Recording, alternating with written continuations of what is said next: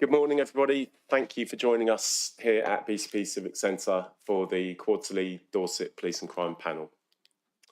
We have got a lot to get through today, so I'm going to jump straight in to item 1 on the agenda, which is apologies. Do we have apologies? Thanks, Chair. We have apologies from the co-opted member, Ben Sargent, and Councillor O'Leary, and then we have Councillors Gibson, Williams and Rampton online. Thank you. Item 2, minutes of last meetings. So, would somebody like to propose the minutes are a correct record? Happy to propose, Chair. Thank you, Councillor Flagg. And do we have a seconder?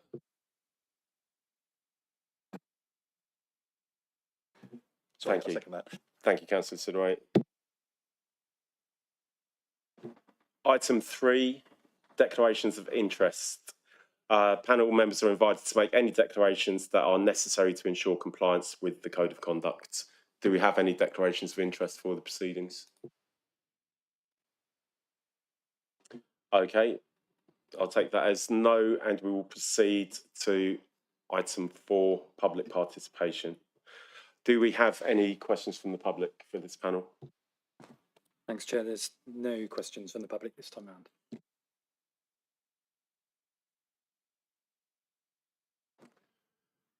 Before we move to item 5, there have been a number of national developments that will have an impact on the PCC, the OPCC and panels.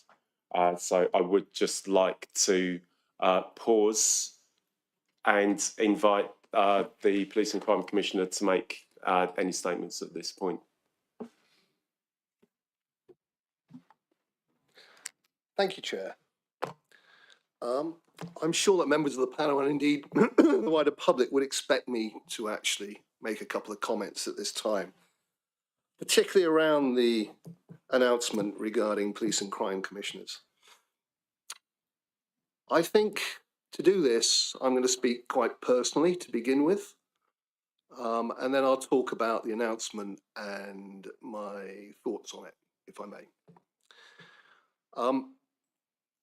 This isn't the original panel that I came in with as PCC, so forgive me if you know what I'm about to say. But my background is science, my background is business. And so I decided, when I started getting grumpy about policing, that I would try and make a difference. And to do that, I had to understand what a police and crime commissioner was. Because it was the worst publicised job. No government, including the government who initiated police and crime commissioners, ever truly publicised what it was meant to be. To do this then, I took 3 years, it should have been 2 years, but it was 3 years because of COVID. I looked at 43 police and crime plans. I looked at all the peel inspections. I went out with other police forces. I discussed with a number of PCCs what this job was. And the purity of this job is important. This job is about serving the people, being the local voice in policing. And therefore you needed two things. You needed a strong strategic link between the people and the police force. And you need it to be strong on local democracy. It is about putting the people first, not making a big deal about national issues, and not about being about yourself. So then we come to this announcement. First thing I'll say is this announcement was announced without any consultation with police and crime commissioners. It was also announced without any trailing. Suddenly this announcement happened. And I feel very aggrieved, not for myself, but for the people. There are literally hundreds, maybe thousands of people working in the Office of Police and Crime Commissioners across the country. All those people work extremely hard and they make a difference. They make a difference around the governance of policing, but they also make a difference around commissioning for victim support, commissioning about reducing reoffending, commissioning about crime prevention. All that work won't disappear in 2028. And so this was done in probably the worst fashion I have ever seen an announcement of this type ever made.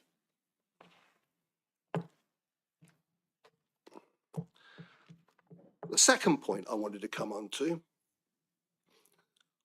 and this frustrates me because of my background,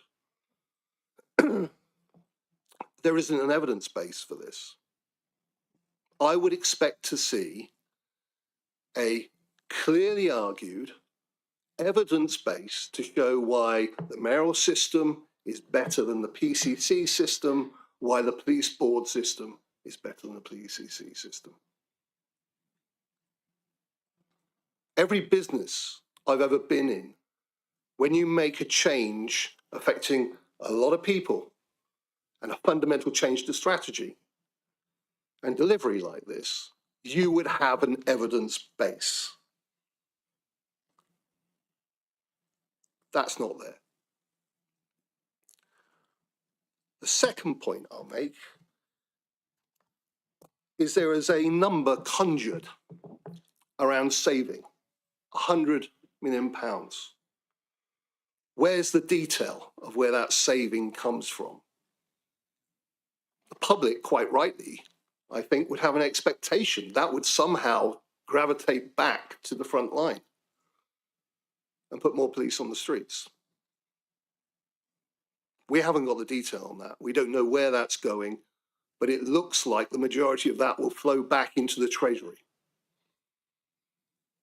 And I think it's interesting with the rapidity of this decision and the fact that £100 million saving is suddenly announced before a budget the week before, and actually was a soundbite in the budget, the abolition of police and crime commissioners.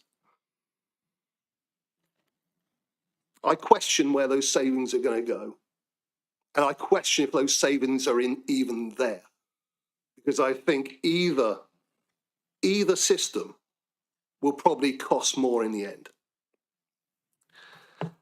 And then we come to the one plank which was offered as evidence, which was visibility of police and crime commissioners.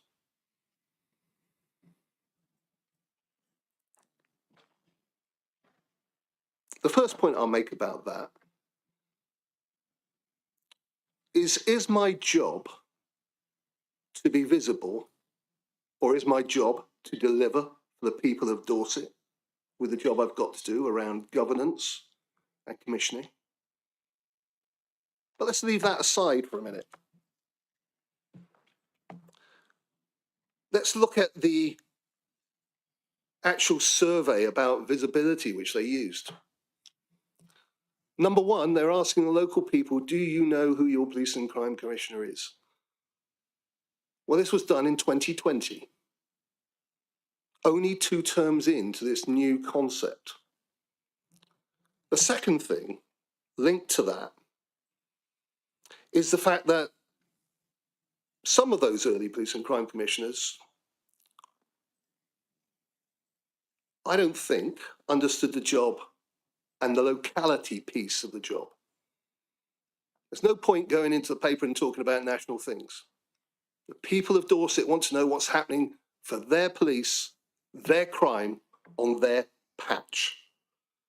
So I would suggest that at the very least, the government, which was using that as their main plank, should have at least redone that survey and seen where we are now.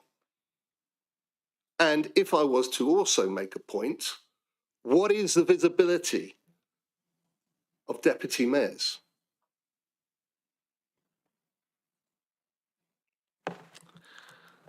So I'm afraid the evidence base is poor or non-existent. The announcement was made terribly, and there's something else.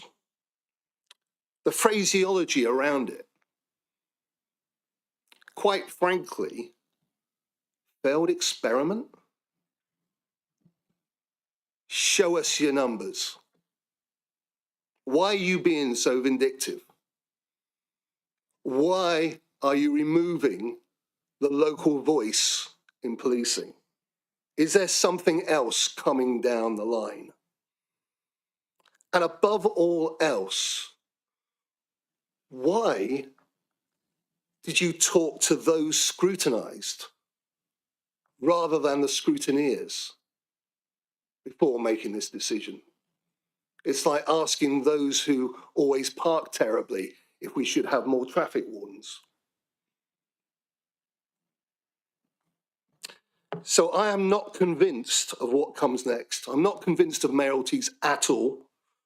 When I look at the crime rates, which I think people care about, crime rate overall, 4 out of 5 mayoralties are in the top 5 highest. Violence, 3 are in the top 8. Knife crime, 3 are in the top 6. Somehow under this system, 80,000 crimes didn't get reported in one mayoral patch.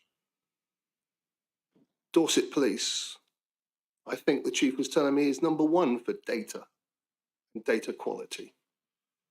So show us your numbers, show us your evidence before you do this. And I'm very clear that this evidence base needs to be produced, and if not, it needs to be reviewed. And above all else, we remember who we serve, which is the public. So we need to ask the public what they think of all this, having given them true understanding of what the other options are. This is especially crucial for places like Dorset, which faces the introduction of a so-called policing board. And here's the words of the Home Office. The Home Office says, these boards will not be a return to the bureaucratic and invisible committee-based oversight of policing that existed before the establishment of PCCs. The evidence base against boards is absolutely there. So how will this be different? Commissioner, could I ask you to sum up? Getting there. Thank you. More fundamentally, would there be any benefit setting up new policing boards as an interim measure?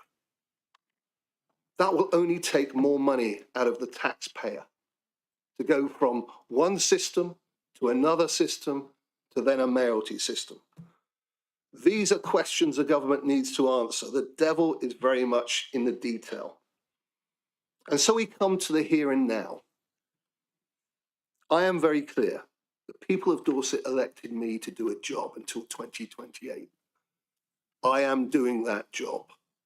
I am making certain that we focus on what we've always done, delivering for the people of Dorset, making certain that we scrutinise force performance, commission crucial services, and make Dorset safer as normal. And no matter what the political chicanery which has occurred, I will make certain that I deliver for the people of Dorset. Thank you. Thank you, Commissioner. I would like to give the panel the right to respond. I would note that we have got an awful lot to get through today. We have got 20 submitted questions on the quarterly monitoring report alone. I would encourage respondents to try and keep within a 3-minute response time. I'm not going to be too strict, but I would like you to just bear that in mind. So with that in mind, would anybody like to make a comment? If not, then I would like to add, I'd like to express my support and gratitude for the work of the Police and Crime Commissioner and the Office of the PCC. I don't think any of the systems of governance we have had up to this point have been perfect, but the contribution has been marked and significant, and I've become very aware of that in my 2.5 years on this panel. These roles have made a difference, and I've seen change manifest out of the work of the OPCC and the PCC. 2028 is still a fair way off.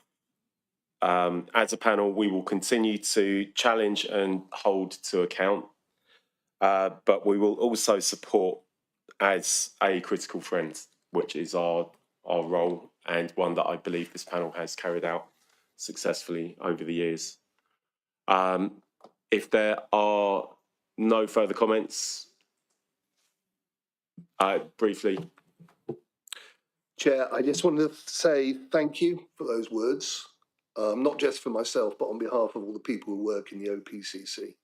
I think that's important, particularly at this time, as that announcement is still raw. Thank you.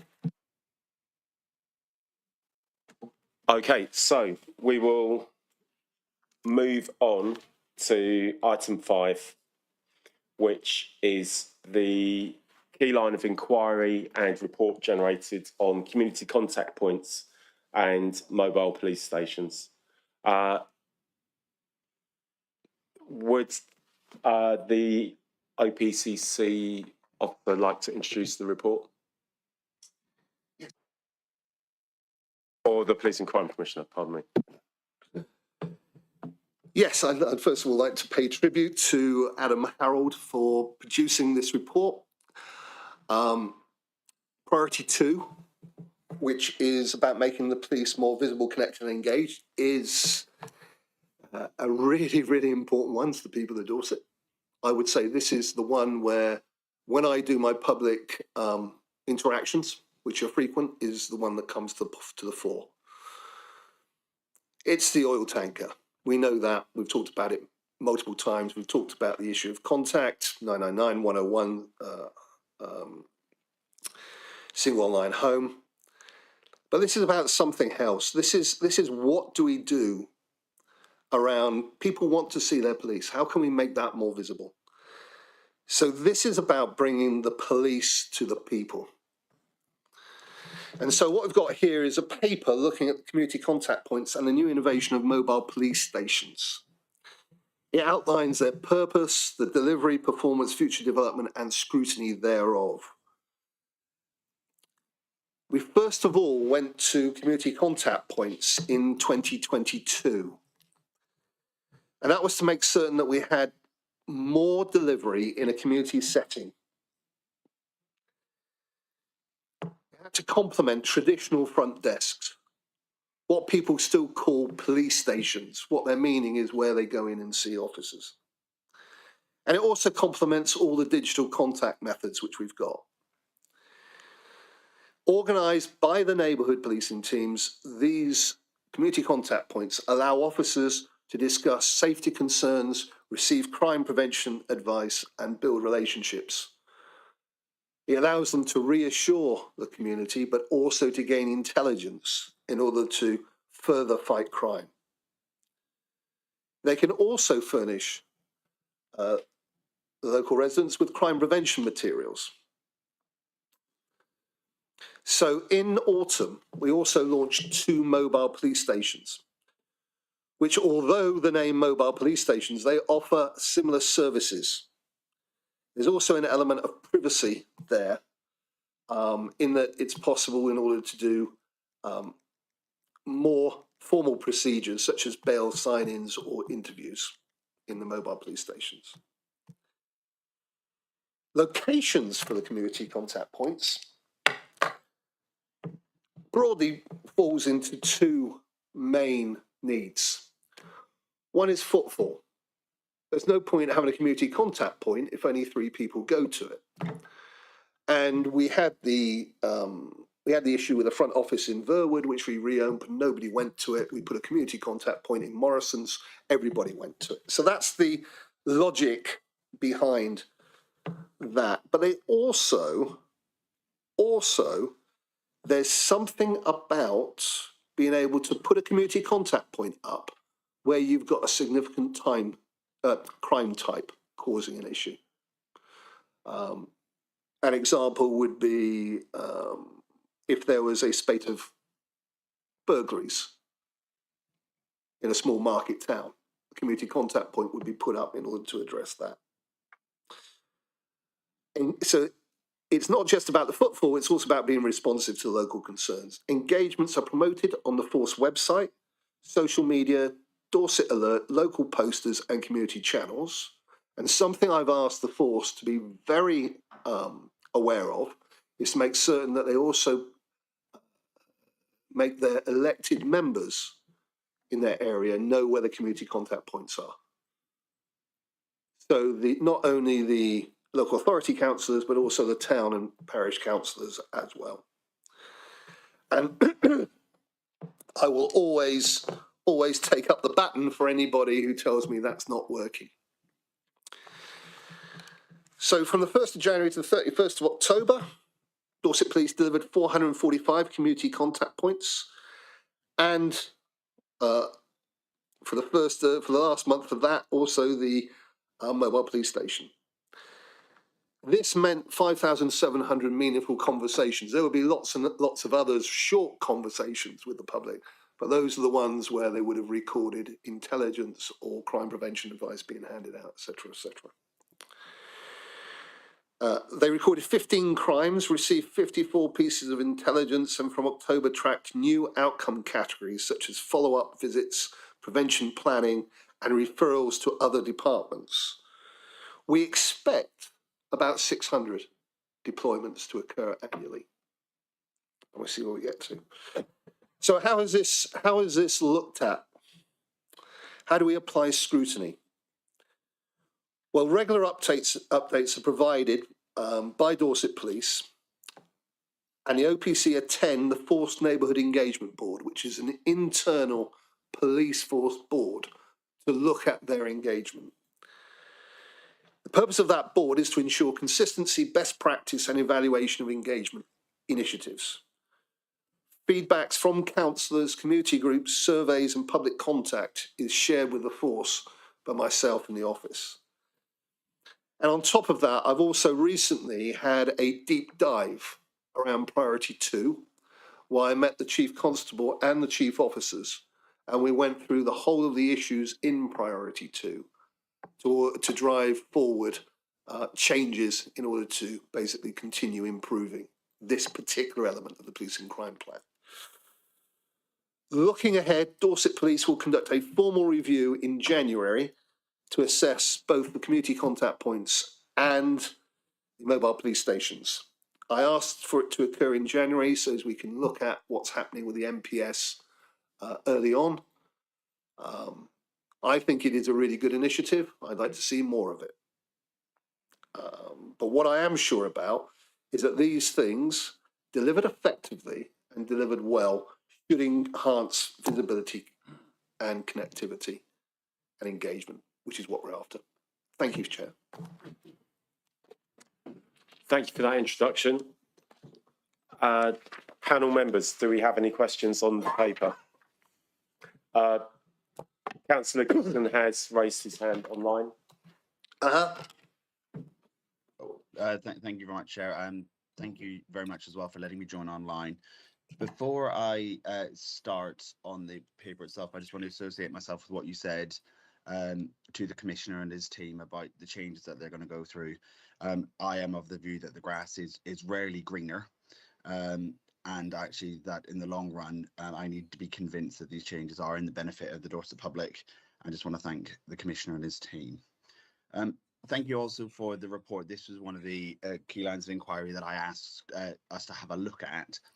Not because I think that the system that is currently in place is fundamentally failing, but as part of our job as the panel is to check whether there's anything that is missing or that can be done better.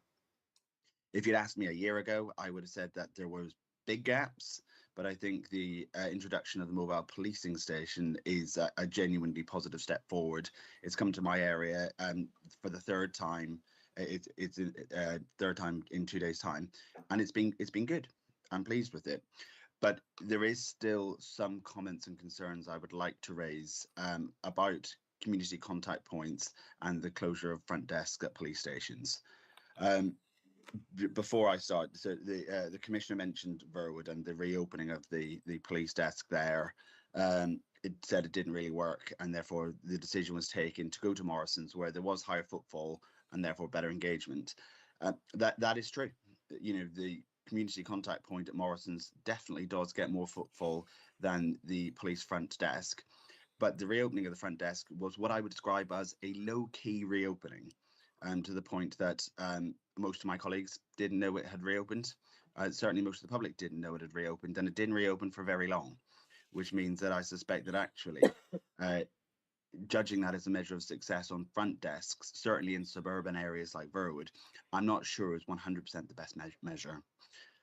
I take the commissioner's point entirely about footfall, and if the sole aim of community contact points and mobile police stations is about engagement and numbers, then I would accept that argument in its entirety.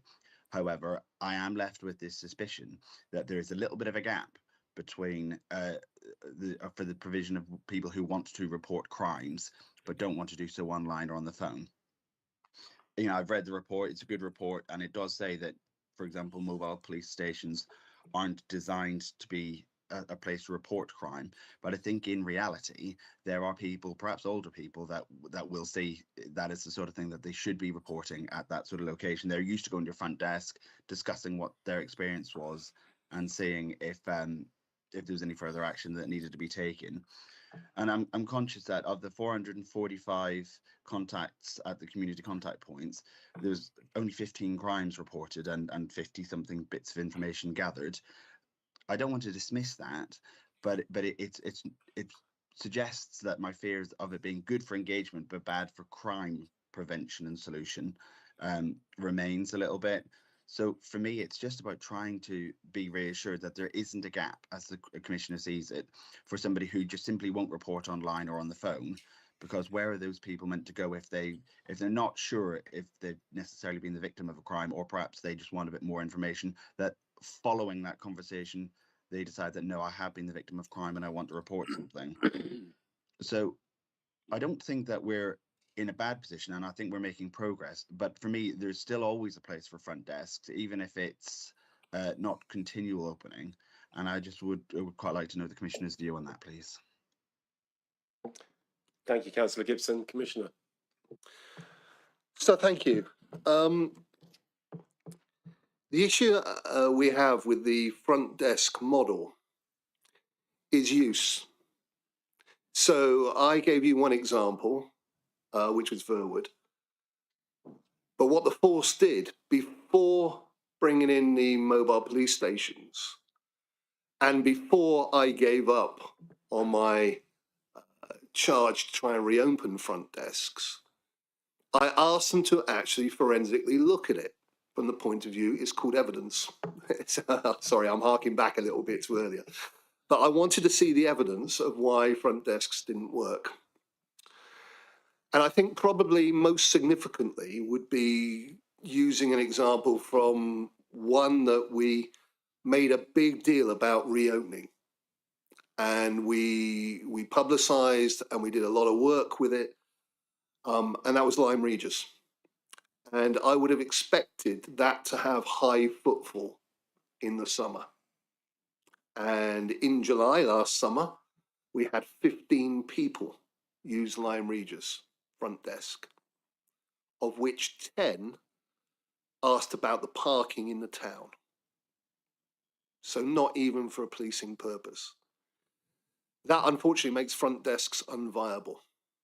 In order to actually have 2 people there, you've got to fund those 2 people to do that. So I am not minded to try and bring back front desks everywhere. Partly because the issue of reporting, you can report, as we've seen, we've taken crime reports at the mobile police station and community contact points. But the vast majority of reporting now is online or via the phone. It is very rare that I get written to by somebody who says, I don't want to use the phone, I don't want to use online, I don't want to use a community contact point. I think Councillor Gibson is absolutely right, though, that last year there was a huge gap. This year, I still believe there's a gap, but the gap is making these things work efficiently, making certain they're in the right places, making certain they are publicised in the right manner and to the right people, including the local members. I think that is the gap that we need to drive, and then review it again. And we'll see where we get to after January. I'm very clear it's about taking the police to the people and making it work for them. So thank you. Councillor Gibson, as this was your key line of inquiry, do you have a follow on? Yes, please, and thank you for that, Commissioner. In general, the direction of travel and bringing policing to the people is something I agree with.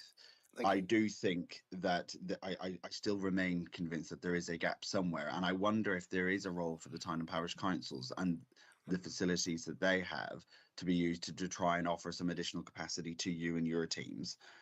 Not necessarily for an answer now, but in the longer term, I would hope that might be something that the Dorset Police would keep in mind. I know, for example, for us in Verwood, we have a very central location for our town council office, and the footfall there would be much higher than where the police station is.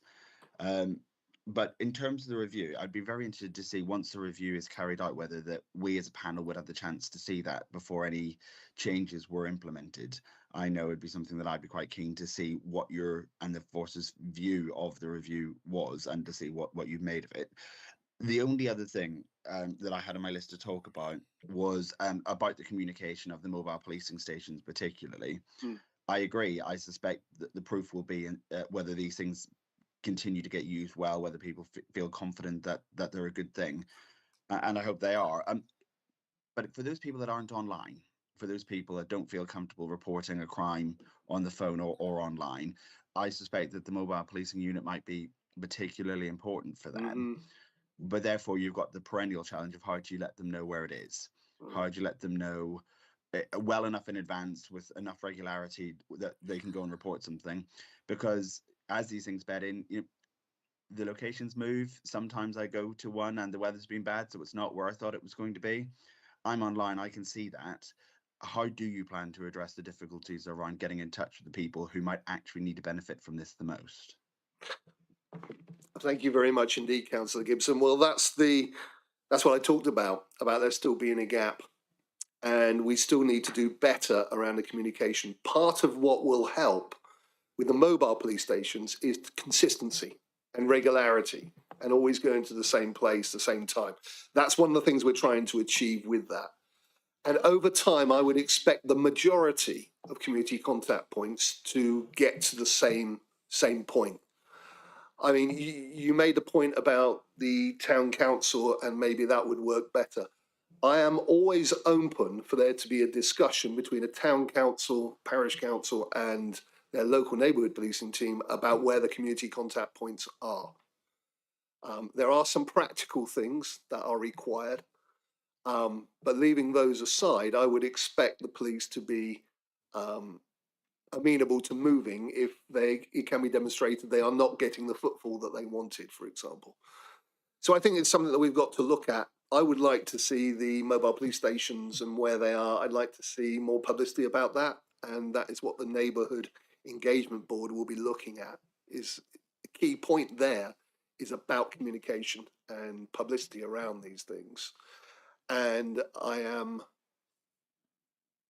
enthused by the fact that we now have a director of communications in Dorset for Dorset Police who actually sits on that board. Does he actually chair it? He will do. Yeah, and he's going to be chairing that going forward. So we've got somebody who understands communication and engagement actually chairing that board, which is really good news. So I hope that helps. It does, thank you. Thank you. I note we have an indication from Councillor Karen Rampton. Thank you, Chair. I won't put my camera on because I'm not very well and it's not a pretty sight.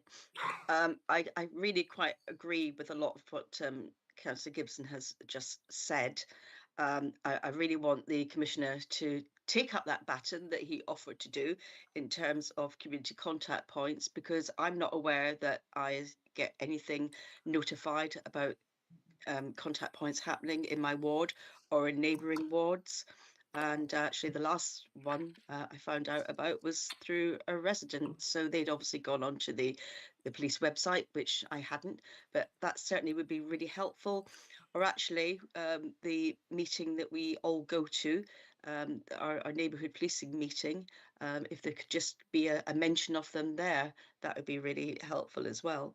And just to pick up on something that Councillor Gibson raised about the front desk, I think the public expectation is that front desks are closed, and so it's not going to be something they think of going to. These things take a long time to bed in, and I'm just concerned that anything that's put in play, in place of that, like a mobile police station, it needs to have a good long time for people to get used to it being there. So if everybody knows that on the first Saturday of the month there's a mobile police station at the bus station in Poole, then that word will get around and it'll be well used.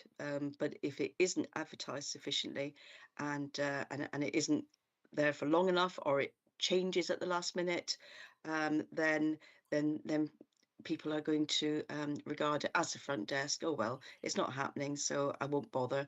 It won't be there, or whatever. So it's about giving people enough time to know about somewhere for it to really bed in, and before it can come well used, in my opinion.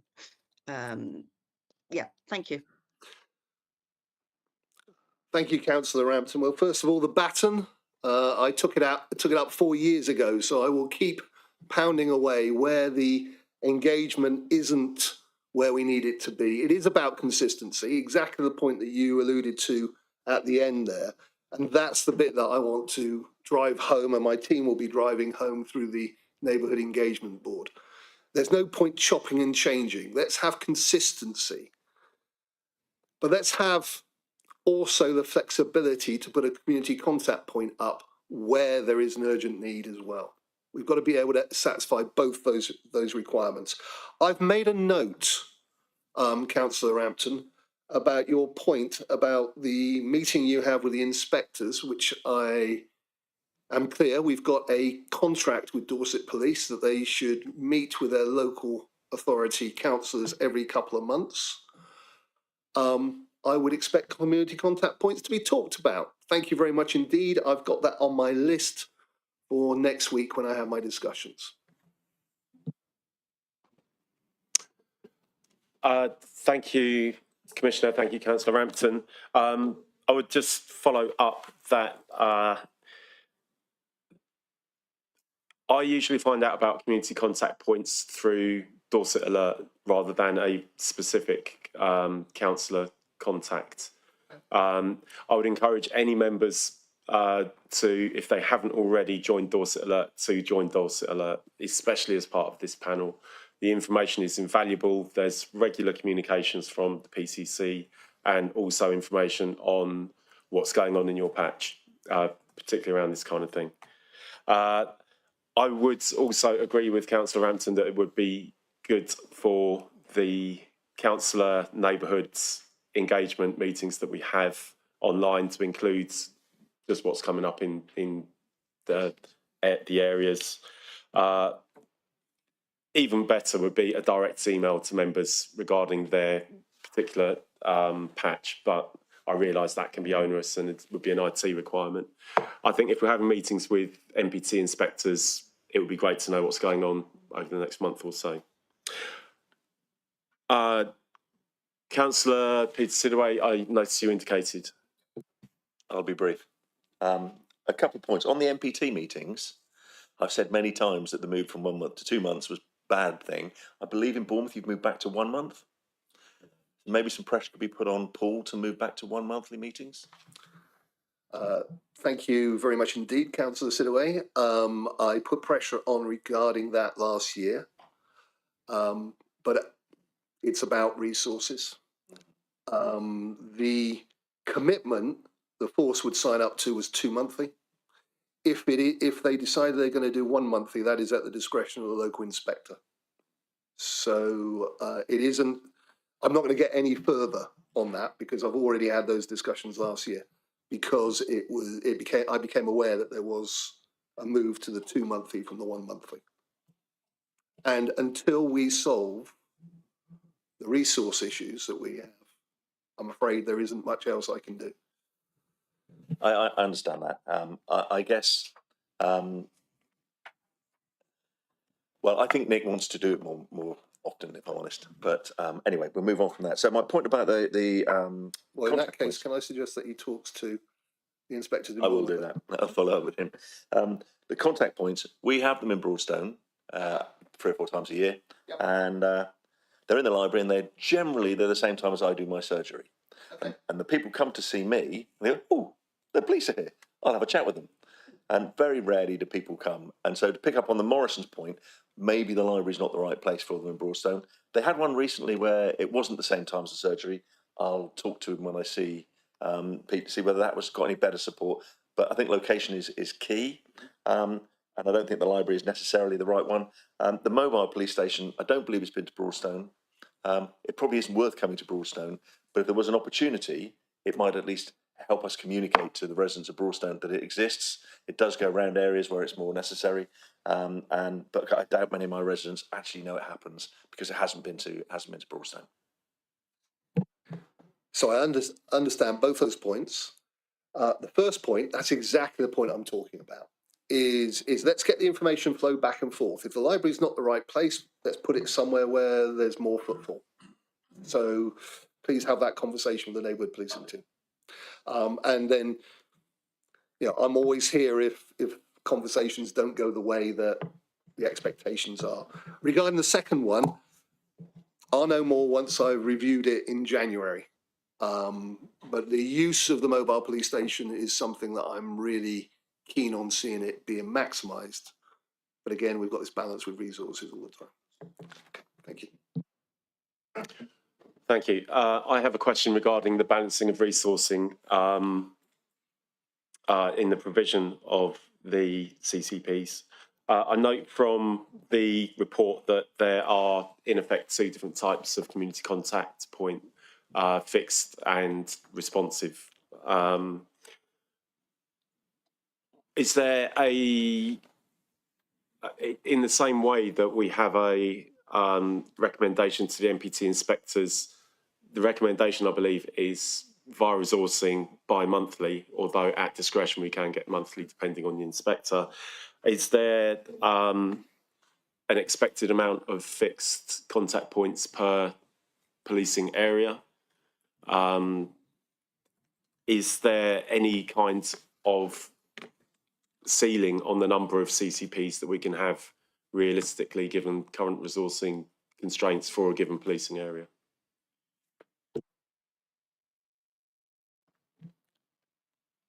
It would not be prudent for me to put a threshold on how many CCPs across the force would occur. 2 reasons. One, it's an operational decision, so it's not my decision anyway. And I am also very against a centralised command and control structure. It is down to the local neighbourhood team and the inspector to look at what they need and how to do it. And they'll be balancing 3 things: the needs of the people, which they hear about, the number of CCPs that they can put in place according to their staffing levels, and the number of, if you like, responsive CCPs that they need. And it would be impossible, I think, for anybody too far away from being at the coalface from actually being able to decide how to do that. I think what I can do is say, this is what we want to see. We want to see community contact points. We want to hear that they are happening, and those places which feel that they are not getting a community contact point close enough to them, I'm always open for that discussion and for them to have that discussion with the neighbourhood policing team. I Thank think you. we have to be a little bit practical. There are 230 odd villages in Dorset. There isn't going to be a CCP for every village. So I think we've also got to take practicality into account as well. Okay, thank you for that. It just as a comment, I sometimes bemoan the fact that we get maybe 2 community contact points per month, but when I hear Broadstone gets 4 per year, that makes me think maybe we are doing quite well. Then there is an issue of consistency in the allocation of the resources, given that this is now the primary means of visible contact between our communities and the neighbourhood policing teams in those areas. That's a comment rather than a question. Okay, do we have any further questions on the paper? I'm mindful of time. Okay, in that case, I'd like to note and really commend the paper for going into really good, well-evidenced detail. It's something that I certainly feel I will refer to when speaking with members of my community. So we will now move on to the second paper, which is on the impact of seasonality. This is a paper that I requested because, again, I would really like to commend the content of this, and I think this is going to become very much my reference for building support from the panel in trying to get reform of the national funding formula. Seasonality is, from anecdotal experience within my ward, it is something that our communities feel. So I will pass it over to the Police and Crime Commissioner to introduce. Thank you. I'd like to commend Simon Bullock, my Chief Executive, for his preparation of this paper, which I think has gone into the detail extremely well and has put the issue very much at the forefront of our thoughts. Look, Dorset experiences some of the largest seasonal population fluctuations in England. We know we get 25 million day visitors in the summer. We know that our resident population more than doubles between April and September. This is due to tourism, second home use, major events, coastal activity. We live in, to my mind, the most beautiful county in the UK. And unfortunately, that means everybody wants to come here. So whilst we want to welcome them, and whilst this influx obviously is good for business, it also creates additional policing demand, which is substantial. And it isn't reflected in the national funding formula. The national funding formula doesn't take into account seasonality and indeed rurality. So we're clobbered twice. That means that falls disproportionately, the cost of policing falls disproportionately on our local taxpayers. But what does this seasonality actually affect? It affects crime, incident demand, and the number of contacts, public contacts into Dorset Police. We consistently see elevated crime during Q2, July to September. One of the highest increases nationally, and you will have seen the graph in the paper, and second only to Devon and Cornwall. Thing is, it isn't just the crime demand. Non-crime demand also increases. The number of missing persons, the number of mental health related incidents, unauthorised encampments, and not only do we have a place which is brilliant from the point of view of tourism, we've also got one of the most vibrant nighttime economies in the UK. So we have that as well. I would also say we also have had an issue around anti-migrant protests. It's like, if you can think of a thing which is going to bring demand on policing, put it in Dorset. Now, national funding is largely based on the resident population and history. We don't get any uplift to reflect the seasonal demand. We don't get an extra penny. So all those lovely souls who come down here, most of them have a brilliant time. Most of them are law-abiding, but some of them aren't. And we're paying for their policing. What I find really unpalatable is, yes, the national funding formula has been a problem for years. But a couple of years ago, the Home Office actually acknowledged the case for seasonality and sparsity within a refreshed police funding formula. And sources tell me it was calculated. It was done. Why hasn't it been enacted? What we have to do is have a very, very, very tight focus to ensure that public safety is maintained during this peak demand. Dorset Police employ a number of temporary measures. So we restrict annual leave. We increase authorised overtime. And we reduce the training availability. So the police aren't training during that quarter.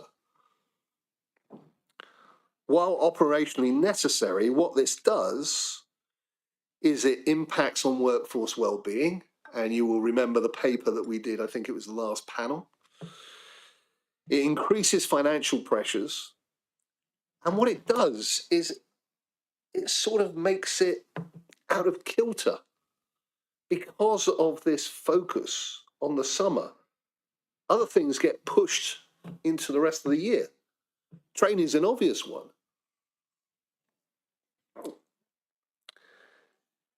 Where this falls most is during the rest of the year, we've got to recover those training backlogs. And we've also got to allow the leave, which wasn't allowed during the first quarter.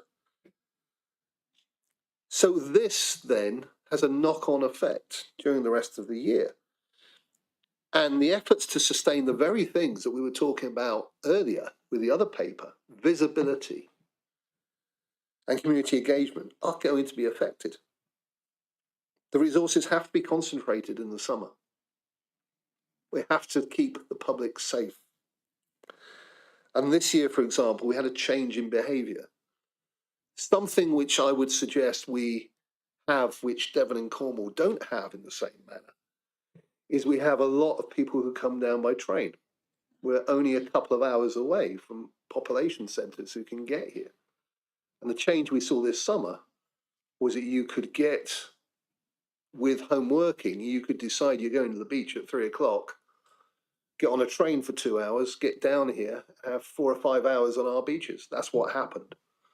So we have to accommodate and make certain that we get that right.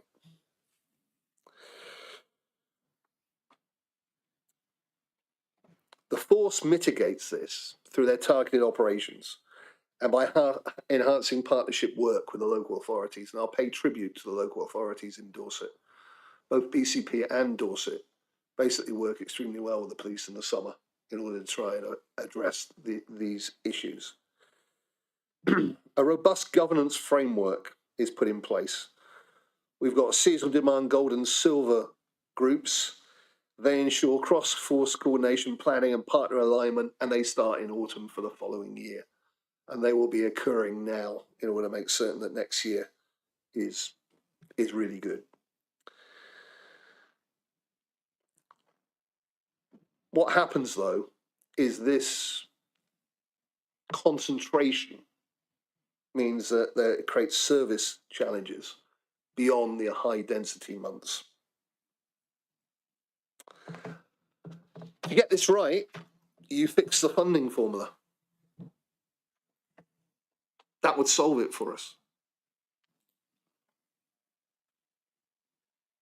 Nevertheless, what I'm clear about is we keep the focus. We keep the focus on the policing crime plan. We keep the focus on the police, Dorset Police's vision, which fits exactly with it. And we make certain that we do it right and that we're also able to flex when things change like we did this summer. Thank you. That's the summary of the paper. I'm certain there'll be questions. Thank you, Commissioner. Panel, do we have questions regarding the paper? Peter Sidaway. Thank you for the paper. Excellent paper. I think that the interesting thing for me in reading it was what jumps out is that a doubling of population only equals a 6.8 increase in crime. So I think what was interesting to hear you give the voiceover is the things that are harder to perhaps get across, which was the protest, the mental health, the training, the holidays, and all those, which they are mentioned in there. But because the graph is so prominent, if you publish that, people are going to see that. And so I think finding some way to get that bit over is really important.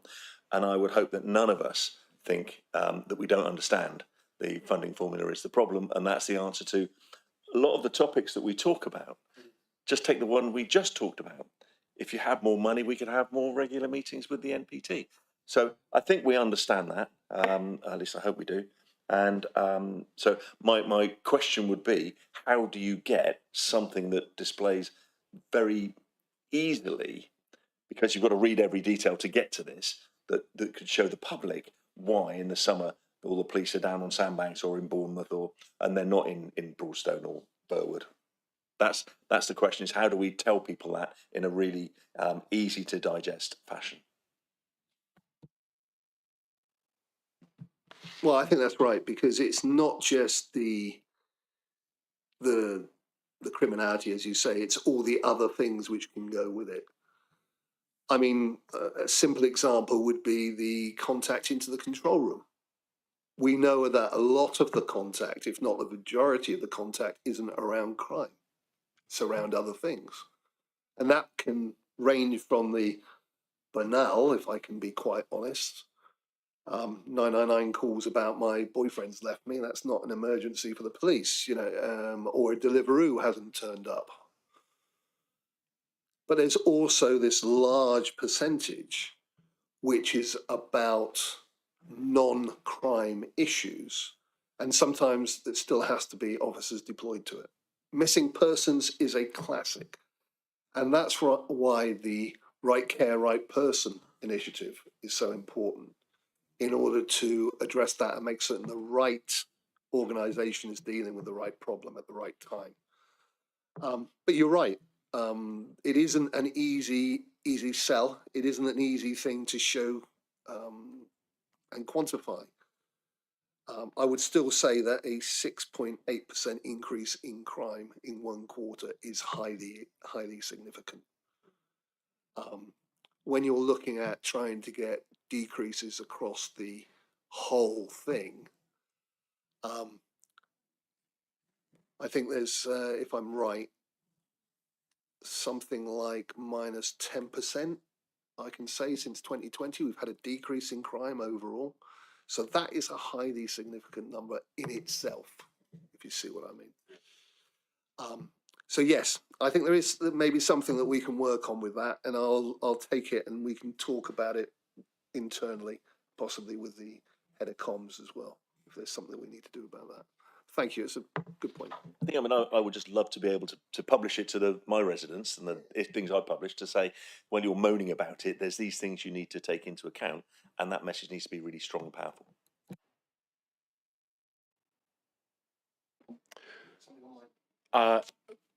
Councillor Woods indicated, I believe, and then we'll come to Councillor Gibson.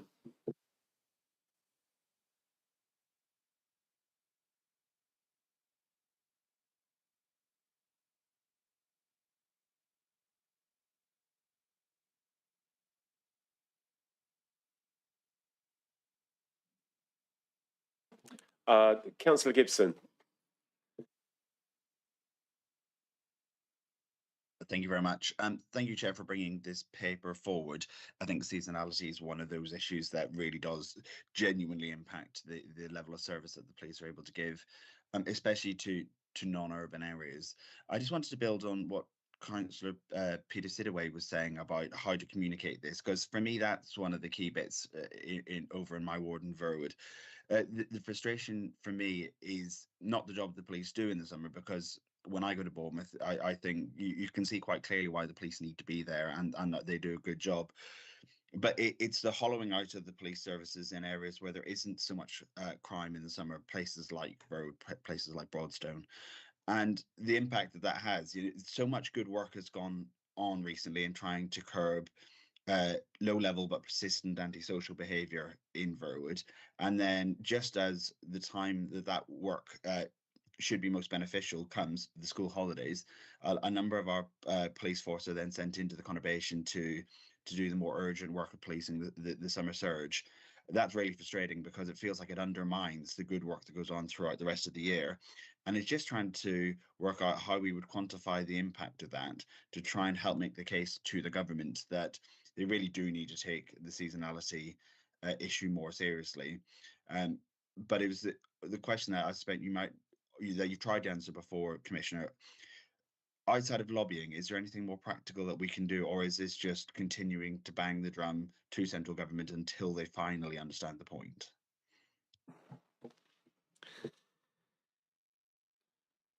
They understand the point, Councillor Gibson. The Home Office said 2 years ago they understood the point about seasonality and rurality. It is political will is a problem. So the only recourse I've got is to keep on lobbying. And I've done that in various ways. I have lobbied face-to-face at meetings. I have lobbied and given them the evidence base. I've given them the evidence base for 4 years in various communications. You will forgive me if I'm a little bit grumpy, but I wrote in April the 29th, I wrote to the then Home Secretary and said, are you going to sort this? Because I know that this has been calculated. I phrased that letter in such a way that it should have had a proper response. It didn't get a response until September, October time after another letter. And then I got the same response we've always had, which is we're putting an awful lot into policing. And what I'm hearing is they won't reform the national funding formula until they've done police reform, which could be 5 years away. Well, I'm sorry, Dorset needs it now. So I will keep on lobbying. And my last piece of lobbying is to go out to other groups. I lobbied the National Farmers Union in the summer at the Dorset show. The chairman of the NFU was down here, and I went through the whole thing with him. And it got their support that they are talking about the issue of rural forces and the national funding formula as well. My last throw of the dice is I spent a significant amount of time talking to the local MPs in Dorset, and a letter went off signed by 7 out of the 8, and the 8th wrote a private letter. That occurred 2 or 3 weeks ago. I am waiting for a response. That is asking for an urgent meeting with the Home Secretary. If that is ignored, then my last place to go is possibly to look at a judicial review, as Lincolnshire have done. And I am in conversation with the Police and Crime Commissioner for Lincolnshire about where he's got to with that. Quite frankly, this can't stand. Enough is enough. The people at Dorset deserve better. And this government has got to start listening.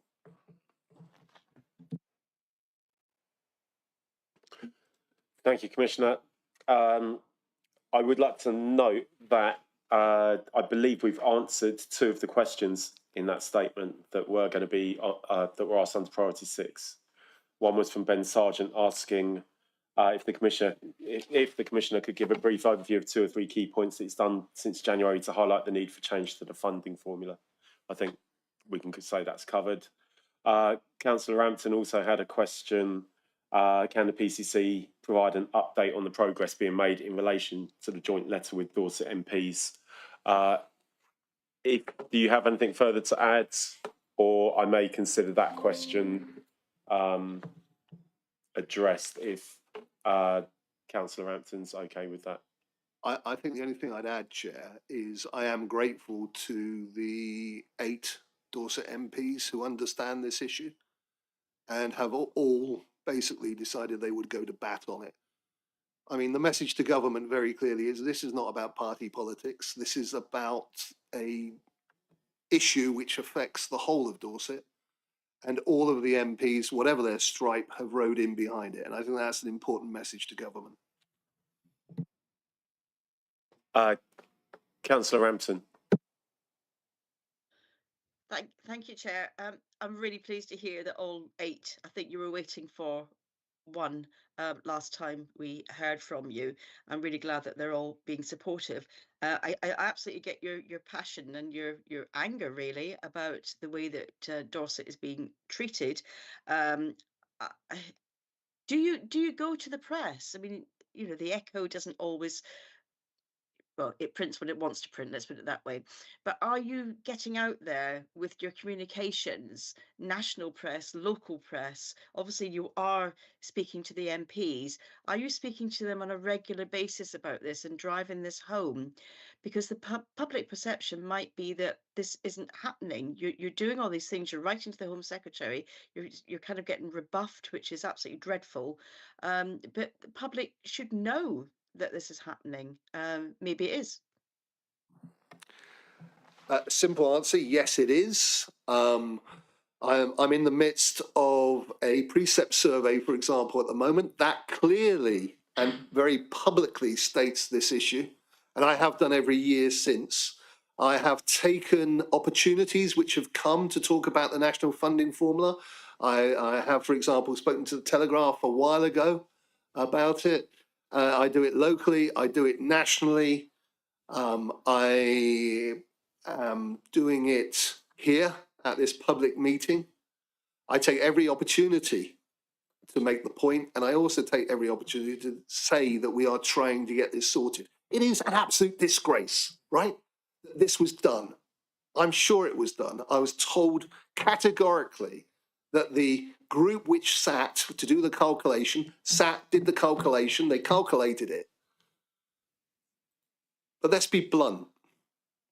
Let's be really blunt for a minute. There are 7 forces in this country who make a profit out of the national funding formula. We had a wage rise recently. Those 7 forces would have got more money than they needed for their wage rise. They can put more troops on the ground.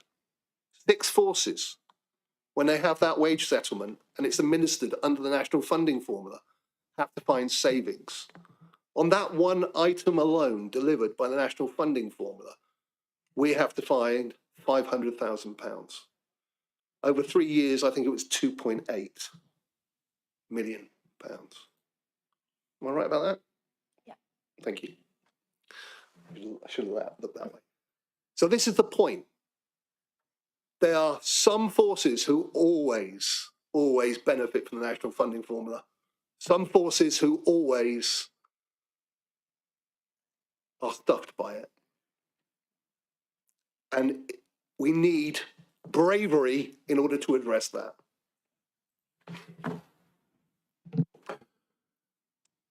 Thank you, Councillor Rampton. Thank you, Commissioner. Councillor Woods. Yeah, thank you. Thanks for the report as well and the detail that's gone into it. It's a really good report. I'm just curious, you talk about partnership working there in the report. Do you work with other police forces during these times? Do they lend any officers or anything like that? Absolutely, we do.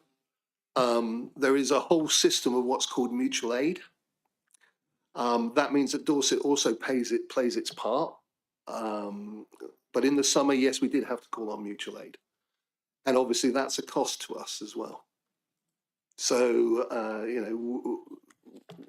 our calls for mutual aid, I'm afraid normally the way that we need it is a bit of volume. It could be the anti-immigrant protests, for example. It could be that we've got a particular issue that we're expecting on the beach or whatever, and we would need a little bit of support. The mutual aid that we tend to offer isn't normally volume, it's specialist. What I've been very clear with the chief is we've got to make certain we keep our people safe.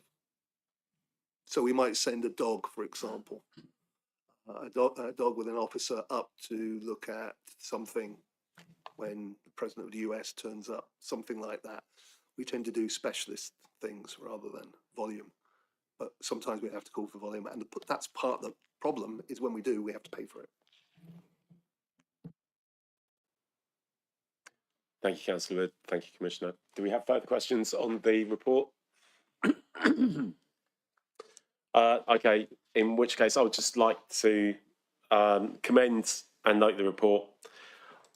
I think it highlights that there's no question that seasonal demand affects service levels for neighbourhood policing, community contact points, the contact centre. It has an impact on officer welfare. I think it's important to note that when you pull the threads, it leads us back to the perennial issue of the national funding formula and the need for us to get a fair deal for Dorset Police. It's interesting to note that following the consultation in 2022, there is acknowledgement from the Home Office of the effect of sparsity and seasonality on the ability of forces to meet their targets. I also note that this is acknowledged by the National Police Chiefs Council, the Association of Police and Crime Commissioners, and more recently, His Majesty's Inspector in the State of Policing report, which had an entire chapter related to the unsuitability of the current funding mechanism. I am heartened that all 8 MPs within Dorset County are raising their voices on this matter together with Dorset Police, the PCC and the OPCC. I think this kind of collaborative working really gets things done. I think the more voices and the more amplification we get around this, the more likely we are to get a response. My final note would be, as we get closer to the budget meeting in February 26, I'm minded of the Chief Constable's comments last year, which were we would need another 12 million estimated to deliver a good across-the-board service in Dorset. Indications are that if the consulted on figures, if the consulted on figures were brought into use, then we would exceed that significantly. So as a panel, in the spirit of constructive support, I think it is important that we add our voice to this. I think we're in a unique position at the moment where there's a white paper that still hasn't been finalised and released. There are plans for government police reform in the pipeline. It feels like we are in a key point of influence at this period in time. So, noting that, I think we will move on to the next agenda item if the panel is willing.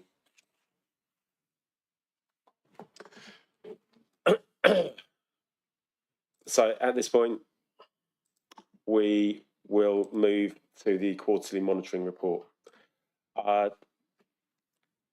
If anybody does need a comfort break, now might be a good time before we move on to a significant agenda item. How are the room feeling? Yes, please. Thank you. Okay.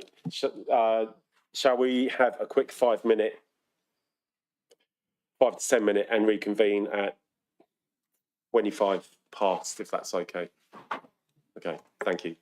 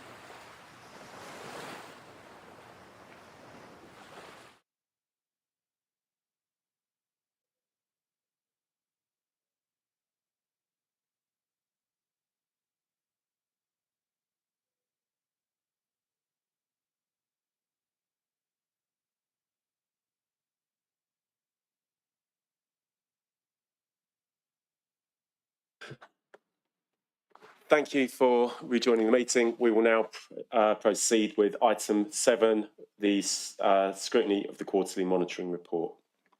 We have a great deal of questions that have been submitted in advance from our panel members, so we will do our best to proceed briefly and succinctly. On that note, I will pass to the Police and Crime Commissioner to introduce the report. Thank you very much indeed. As I've done in the past, what I'll do is I'll give a few framing comments, working through the 6 priorities. I think number 6 probably I will gloss over quite quickly, as we have actually at length in the seasonality paper talked a lot about funding formula and all the rest of it. So I don't think we need, for my blood pressure, to do that again. So I'll go through, as I say, briefly the 6 priorities. So starting off, the first one is to cut crime and antisocial behaviour. The good news is total crime is again down. I think what I'll do is I'll focus on the dialogue and some of the things which have happened. The big initiative across the summer was the safer streets and also the hotspot policing. The initiative Op Track saw 4,906 hours of targeted patrol in ASB hotspots. This resulted in a lot of good work.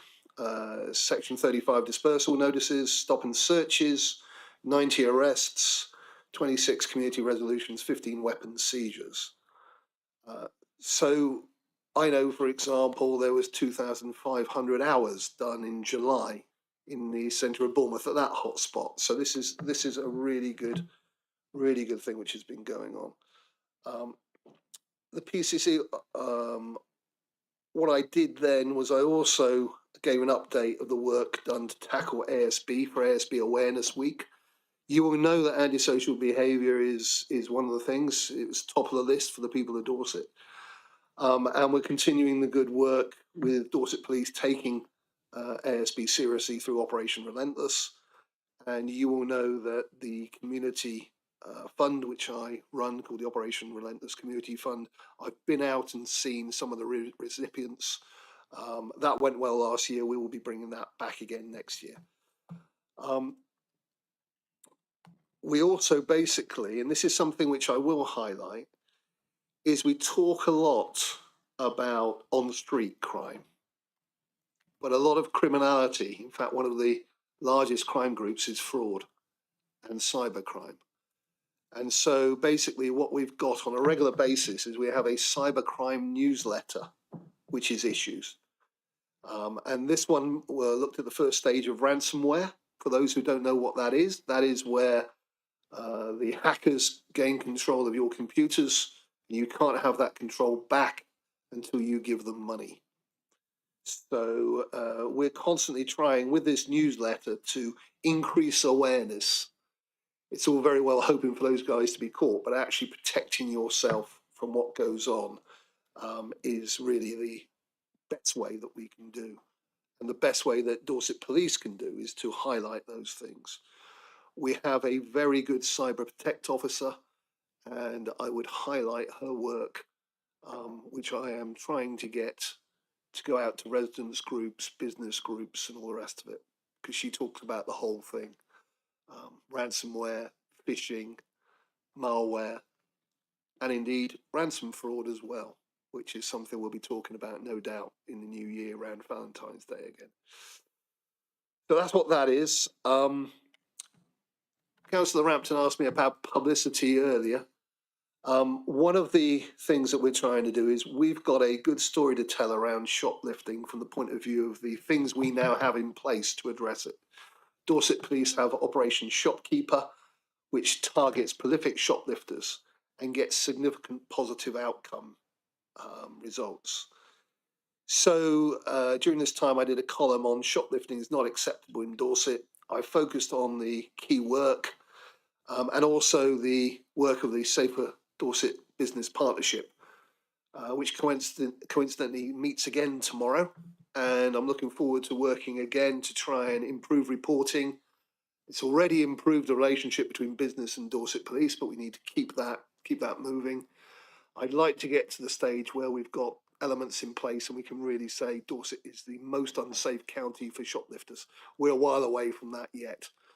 But I note that our growth in shoplifting is less than the national average. And I know our positive outcomes, we're at the upper end of what we're able to get with shoplifting. We'll keep on going with that. And I also issued a newsletter on the targeted work of Dorset Police relating to e-scooters and illegally modified e-bikes. I'm not going to give you my thoughts on e-scooters. I'm very publicly have said what I think about those. I hope that everybody considering buying an e-scooter this Christmas for their youngsters reconsiders. They are illegal, except on private land. Dorset Police will seize e-scooters, and I expect them to seize e-scooters.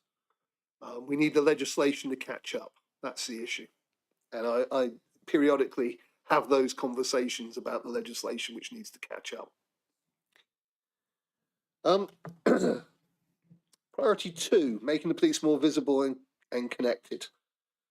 Well, we note that even though this was Q2, we were able to keep up the good work with 999, over 90% answered in 10 seconds, in fact, slightly above that. We know that the average 101 triage answer time is 3 minutes. The issue remains on the secondary call handling, which is the 23 to 25% of people who aren't dealt with in that 3 minutes. And I will just restate what I said at the last panel, in that there is work going on. The granularity is understood better, which was one of the things that I asked the force to look at. The solutions are resource. There is a plan around that. That will take some time, but there is a plan about that. And also technology. So I'm not happy with where that is. I know that there's moves afoot in order to address it. We'll see where we are. We need to keep on working at that. I could talk about mobile police stations and I could talk about community contact points, but I feel that we've probably done that a good service in the paper. So what I will say, though, is I issued a contact and engagement leaflet again. Chair, you will remember we had lots of conversations about the need for the force to change their website and put a tab on it for share your intelligence. So they have done that. But again, I will say that marketing is not their best forte, which is why I did the contact and engagement leaflet again. And I use that with all residents. My team use it on all interactions when they go out, and we're doing the precept survey interactions at the moment. They will give out that contact and engagement leaflet, which clearly shows about that reporting point about share your intelligence. I've also, I referred to a deep dive around priority 2 recently. That's one of the things I've asked the force to look at, is to double check that that is as efficient as it could be, where it's situated on the website, etc., etc. So I just wanted to highlight that. Priority 3, fighting violence and high harm. So here, violence against the person is down again. I'm pleased we've got a little uplift in the domestic violence, sexual harm and stalking prevention orders. I think we could do more there, and talk to the force quite periodically about how we could get more of those used. Whilst we're talking about domestic abuse, what we've done is we've launched a procurement process for a new high-risk IDVA service to support victims of domestic abuse. This will be a change in approach. Up to now, for whatever reason, before my time, it was decided that Dorset Police would have this service in Dorset Police. That made us an outlier. We're the only place in the country where it was done that way. So we're taking that responsibility away from the internal police team, commissioning an independent specialist provider. So this is best practice going forward, and we can make certain that that really is embedded. You may be aware that basically all of the SARCs across the country are being looked at by the forensic science regulator in order to make certain that their standards are up to compliance. For some, that will mean significant work in order to bring their establishments up to compliance. What we did was we funded a pre-assessment to establish where we were, and we're in very good shape compared to some of the others. You will be aware, and Chair, I'd love to talk a lot about this, but I won't, in the interest of time, but you will be aware that I have a particular thing about illegal gateway drugs and the fact that we're not addressing that issue in society the way that we should be.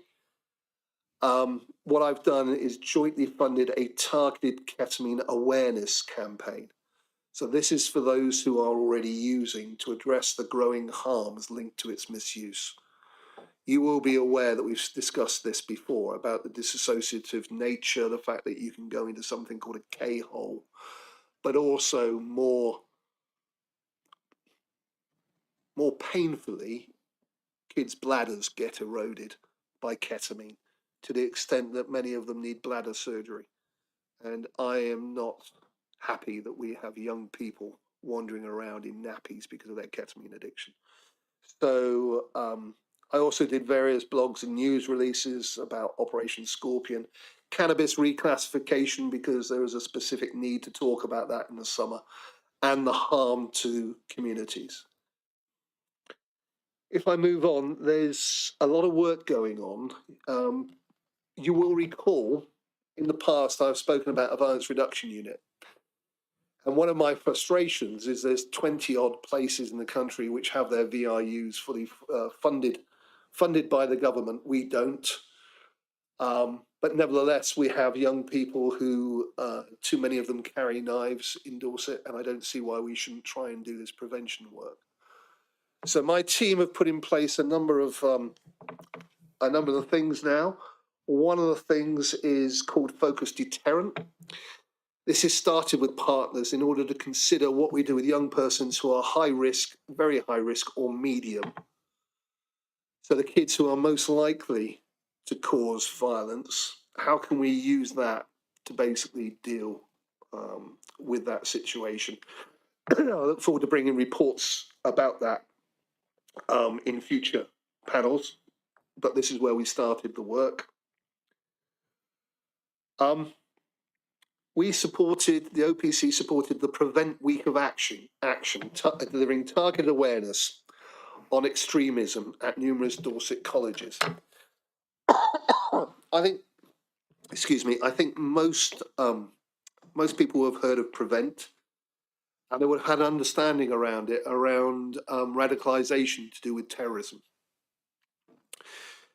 There is other things which we need to be aware of, other things that I am trying to begin to highlight, because there is radicalisation occurring online with young people in a different way. There are things called comm networks, which tend to radicalise young people around issues such as self-harm and violence to others. Quite unsavoury, quite horrible. And that's something which has come to the fore in the last 2 years. So we are looking at nationally, we're looking at what can be done.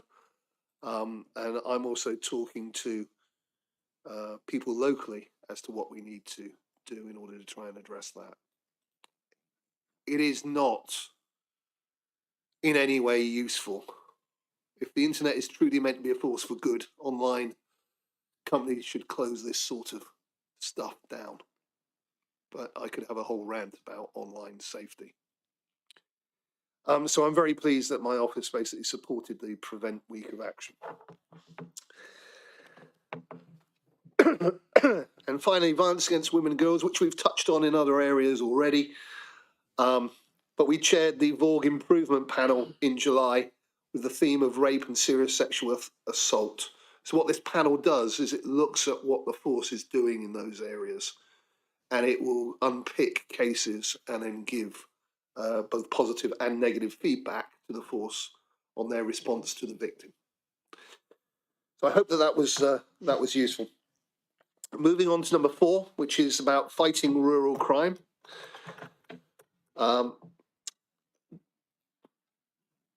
Basically, I received an update on arrests and stolen properties seized during a regional week of action, which was put in place to prevent, tackle and reduce rural crime. I also attended the Southwest Strategic Police Collaboration Board. And what I did there was emphasise the need for greater focus on organised crime groups engaged in rural crime. When policing tends to think of OCGs, they tend to think of urban, and I'm trying to get some sense of thinking about organised crime groups operating in our rural communities. And there's 2 particular areas. One is organised rural theft. The other is organised waste crime, which I also, during this period, made a written submission and attended the House of Lords Environment and Climate Change Committee, who were calling for evidence on serious organised waste crime. And I gave them my take on what it was like in Dorset and where the needs needed to happen. It will come as no surprise that resourcing is a fundamental issue. But it's not the police resourcing I'm so interested in when I was talking to the Lords. It was the resourcing for the investigators in the Environment Agency, of which we do not have enough and we need more. There was a very good Rural Crime Action Week. We also agreed that signage featuring Country Watch will be erected to warn the public that police drones operate in certain areas, targeting forms of rural crime. So a bit of prevention work there. And we've got a project with Historic England to look at historic offences and antisocial behaviour and to improve the crime mapping of that. We have quite a bit of heritage crime occurring in Dorset, and getting on top of that will be better. And probably the other thing which happened in September was we were made aware of a large scale illegal hair coursing event happening in Dorset, and we were able to basically deter that occurring by a lot of joined up work and the sharing of intelligence. Hair coursing is serious, it's organised. When you have a cup, a national hair coursing cup, which the prize is £50,000, and dogs can be worth £100,000, we know we're dealing with organised criminality. So it's a really good piece of work by the force. But also, I would also say we had the support of the Dorset Partnership Against Rural Crime and, for example, the National Farmers Union. And all those people together, basically, we tried to deter this happening and managed it. So that was a really good piece of work. Commissioner, we have gone over the allocated 15 minutes. If you could sum up, please. Thank you. So I've got the 2 priorities left, which are overarching priorities. What I'll say is priority 6 is very much about funding. We've already done that, so I won't talk about that. Basically, we had a launch event for the new victim support contract and the priority 2. And we also invested in something called RISE, which is a suite of out-of-court resolutions for a wider range of offences such as fraud, aggressive behaviour and curb crawling. The last point I'll say here is we worked with partners and launched the Emergency Department Youth Workers in September. They will work in emergency departments talking to youths who come in, possibly because there's been a knife offence or something of that nature. And I will stop there. I'm sorry, Chair, there's always so much good work in order to talk about. Thank you, Commissioner.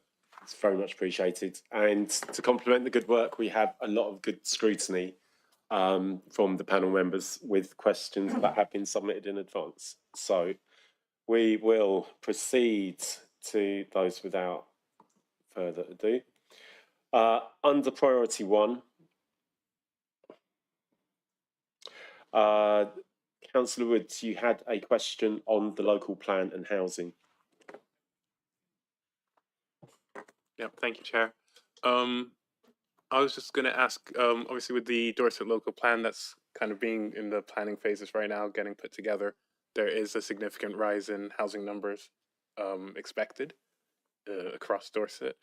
I'm just wondering what the impact do you think there will be on policing will be, and also what are you putting in place to kind of mitigate that going forward?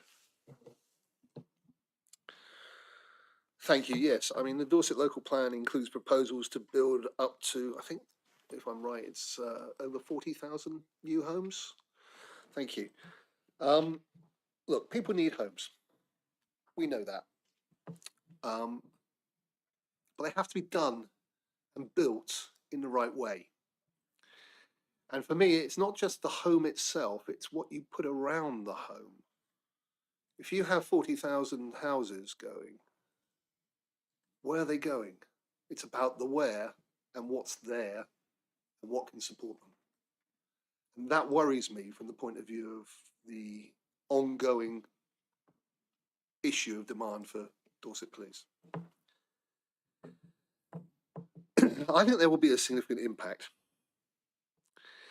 There'll be additional calls for service. And the reason there will be, there'll be heightened demand depending on how this is done around the infrastructure. And for me, it's about two pieces of infrastructure. It's about the roads infrastructure, but it's also about, if I can call it this, the social infrastructure. So I think there's going to be heightened demands in areas such as roads policing.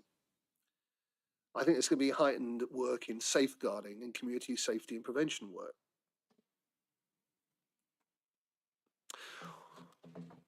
What I'm doing is with the chief, we are basically working with Dorset Council and BCP Council. And what I want to happen is that there's close work with the planning teams. So we assess the policing implications of when we have these major developments.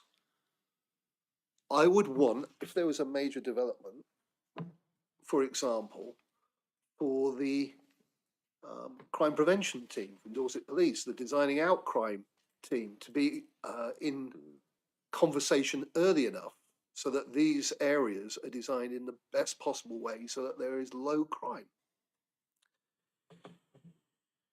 I also will be pursuing opportunities for developer contributions.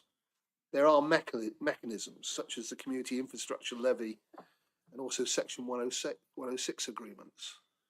I'd like to make certain the police get a fair share of anything that comes out of that. It only affects capital, unfortunately, not revenue. So it won't put new boots on the ground, but it could help with other issues. We're pressing for robust demand modelling.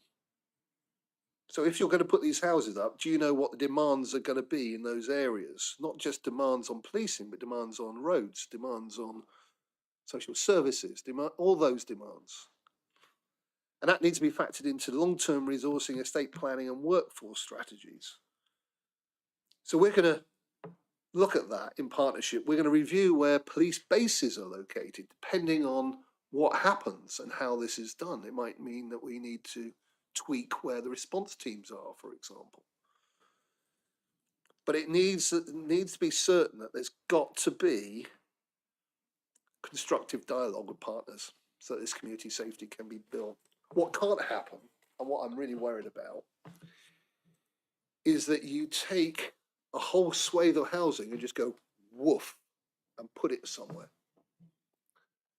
Because if you haven't done the infrastructure modelling, that means you could have, for example, a housing estate of 100 homes.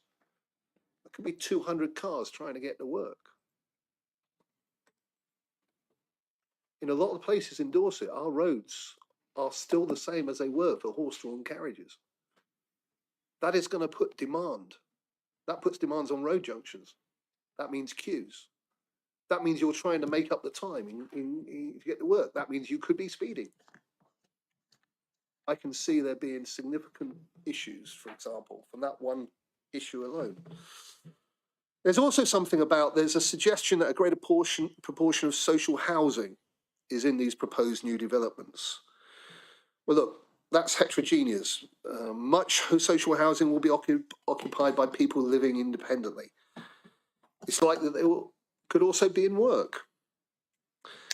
But increasing social housing supply will bring more people with additional health, social care or support service needs. You could have long-term illness, you could have mental health support, disabilities, people living with substance abuse, people just in temporary accommodation. So that could increase demand for frontline policing in specific ways. Mental health related incidents, welfare checks, safeguarding referrals, antisocial behaviour driven by unmet needs. And that will again create other demands, demands on the contact centre, demands on the custody, booking. So if we haven't thought this through, if we haven't thought and done this in a way which is measured and considered, and when I saw the plan, there are 230 villages in Dorset. There's only 19 in the plan. So what are we doing here? We get this wrong and we put housing and lots of housing in places without the road infrastructure or the social infrastructure, you are laying up problems, and that will include significant police demand. The way we address is early engagement with local authority partners. The way it's also addressed is understanding and considering that a bit everywhere is better than concentrations. Thank you, Commissioner. Councillor Wood, does that answer your question? Excellent. Moving on to, we have questions from Councillor Rampton and Councillor Sidaway on the Town Council governance in BCP. Councillor Rampton, would you like to ask your question? And I think what we'll do is then ask Councillor Sidaway to ask his question and then go for a single answer, if that's okay, because they're related. Chair, I was going to say they're very similar, so I'm very happy to defer to Councillor Sidaway just to sort of put the two together and then get one answer. Okay, fantastic. I haven't prepared for that, Karen, so if you've got the question in front of you, can you go with it? I'm sure you have the Chair's briefing notes where the questions are laid out, Councillor Sidaway. It's not my area, so I wasn't really going into it in that detail. Shall I read the question? Yeah, go on. There will be a time limit on the question. Okay, Councillor Rampton, I'll take your view that Councillor Sidaway's question should be the one that we take. They are very similar, as you say. I didn't say that exactly, Commissioner. All right, look, if you two want to arm wrestle then about which one I'm going to do, but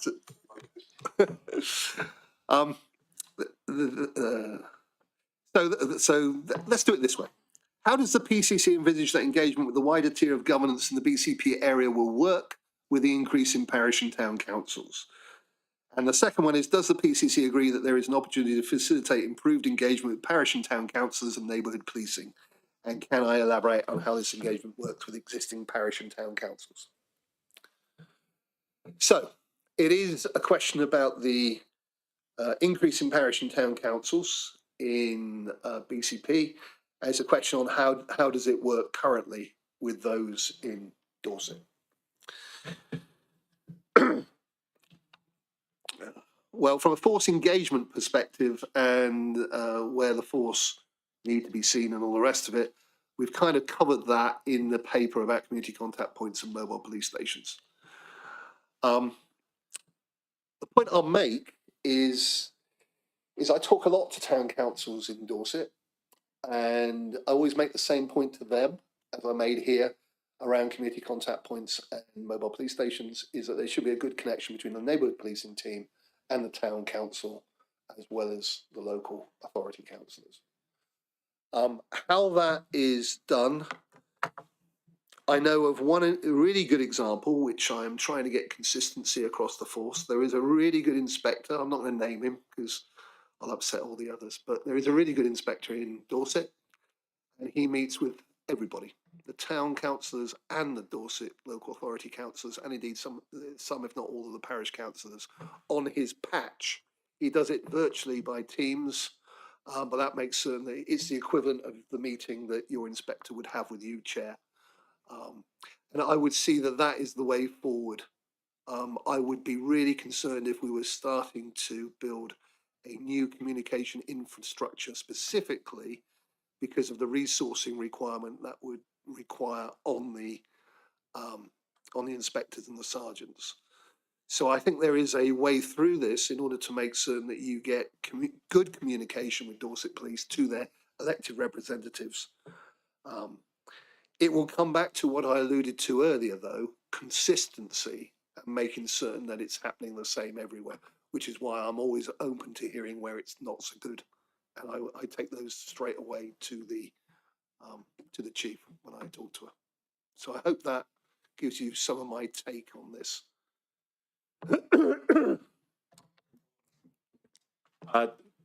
Follow up, please.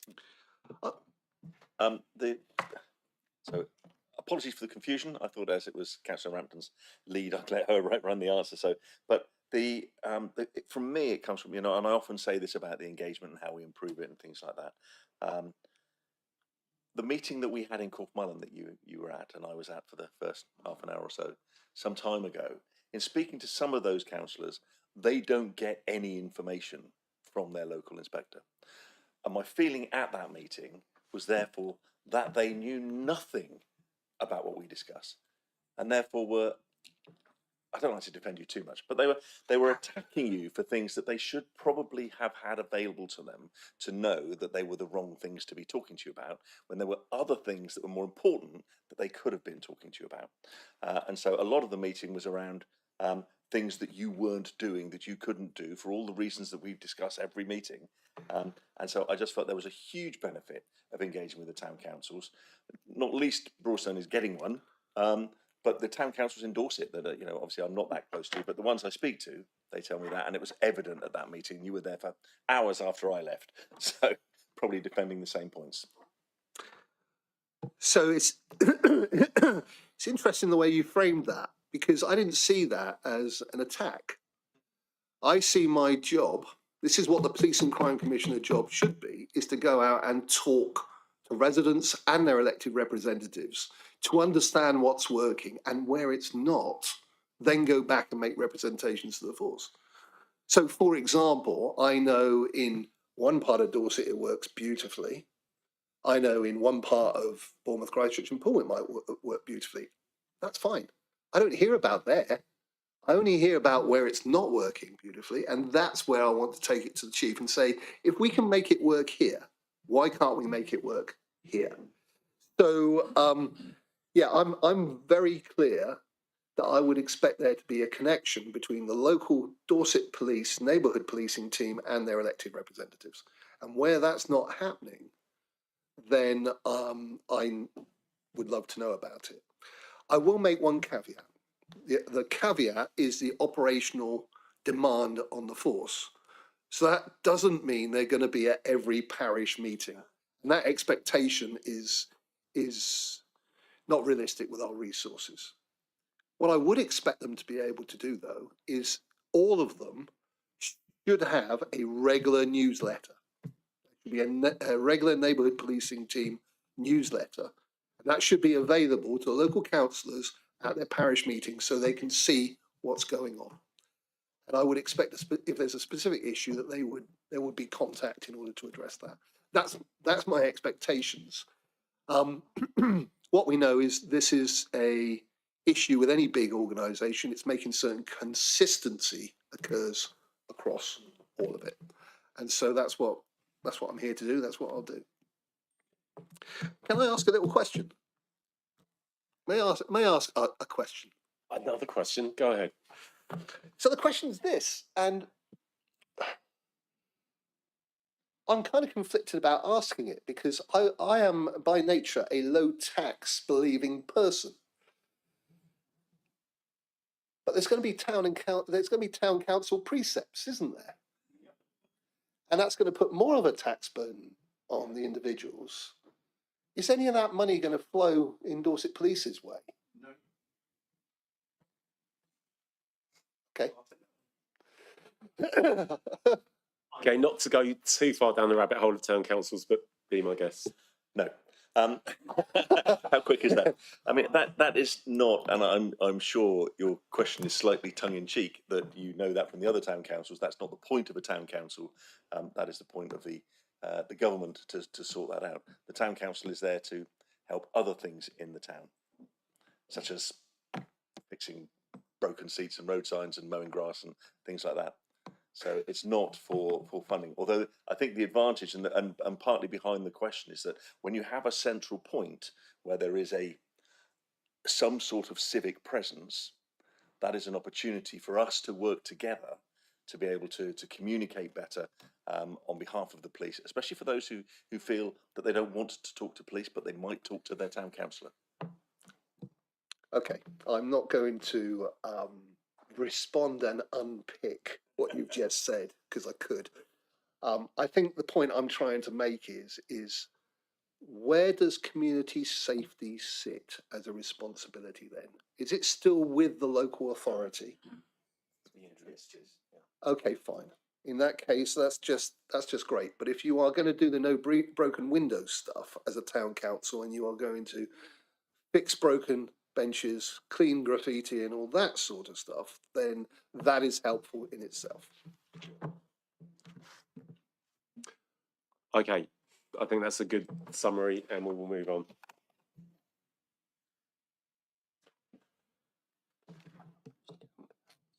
Okay. I would note that questions submitted by Councillor Hampton and Ben Sargent on KSI were covered in the last panel and also responded to in this report.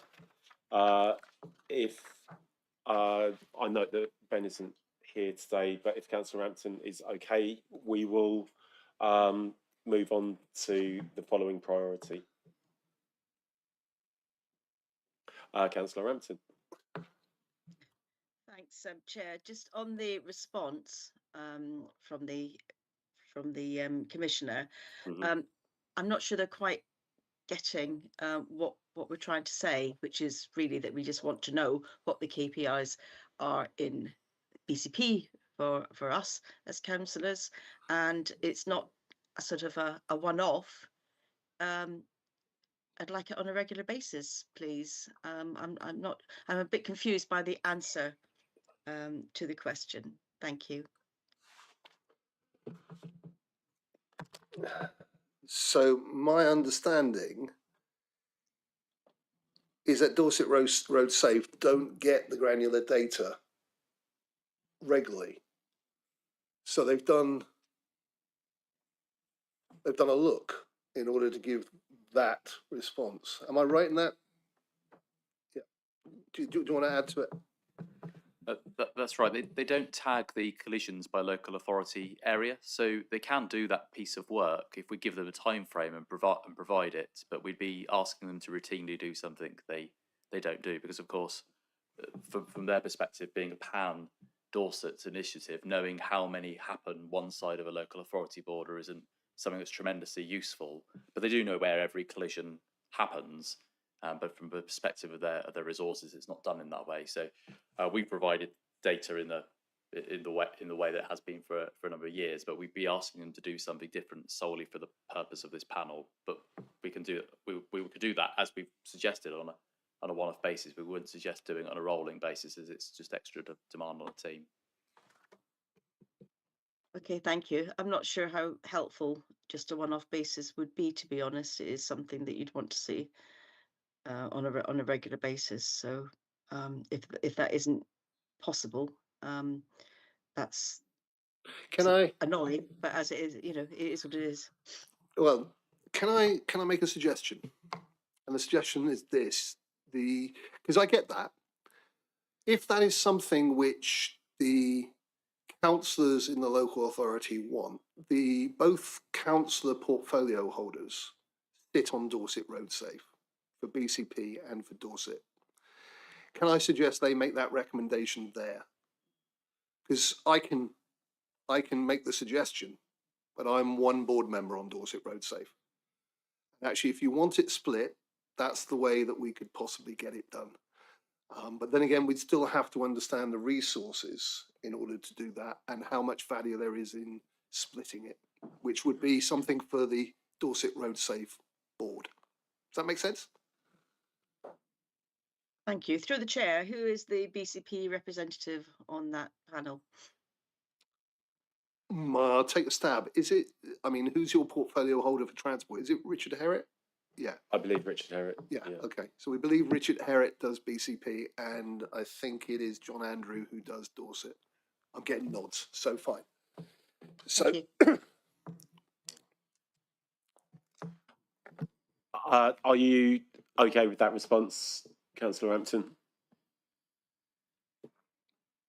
Yes, thank you. Okay, thank you. We will move on. Okay, very quick follow-up. I was interested in the concept of the 40,000 new houses. Does the and I maybe should know the answer to this, and I don't. Does the increase in number of houses affect the funding formula in any way, and the population? it will affect the precept more because there'll obviously be more council taxpayers.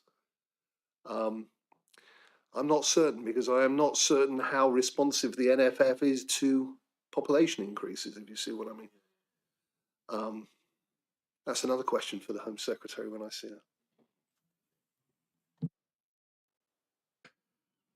Okay, so we will move on to priority 2.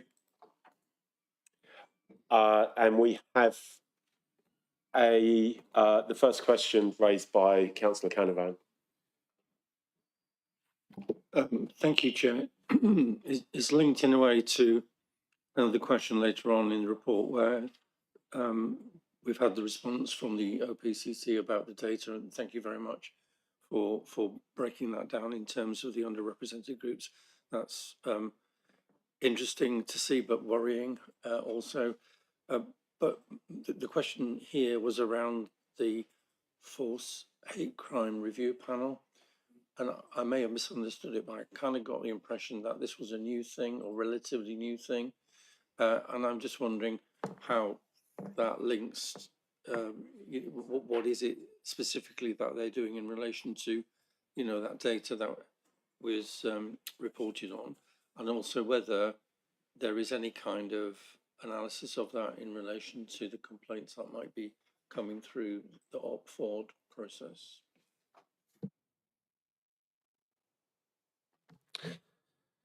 So the idea behind the Hate Crime Review Panel is basically to review pre-selected hate crime cases and provide comment on areas for improvement and learning. So policing generally, but Dorset Police, they are trying to make certain they are improving the way that they deal with complicated cases. So violence against women and girls, we've got a scrutiny panel there. There isn't one for hate crime. So that is why there's this ambition to have a hate crime review panel to do the same thing, to make certain that they understand that they are dealing with things correctly and effectively, and to make certain that good practice is fed and shared, and where things aren't so good, it's addressed. So that's the idea behind this panel. The first panel is due in early 2026. I've been very clear that the OPCC should support this work because we want to maintain scrutiny in this area. And so the panel initially will have a selection of Dorset Police and OPCC colleagues. Each meeting will have a particular focus, as hate crime can cover many areas, as you saw in the report. So each meeting will have a particular focus. So it's a bit like the other scrutiny boards that we run in order to address that. We've got a number of people in Dorset Police and also my office in a variety of roles who are interested in attending this panel. And recently Dorset Police arranged for an external organisation to provide some hate crime training to those who will be sitting on the panel, basically to increase their knowledge and confidence in that area.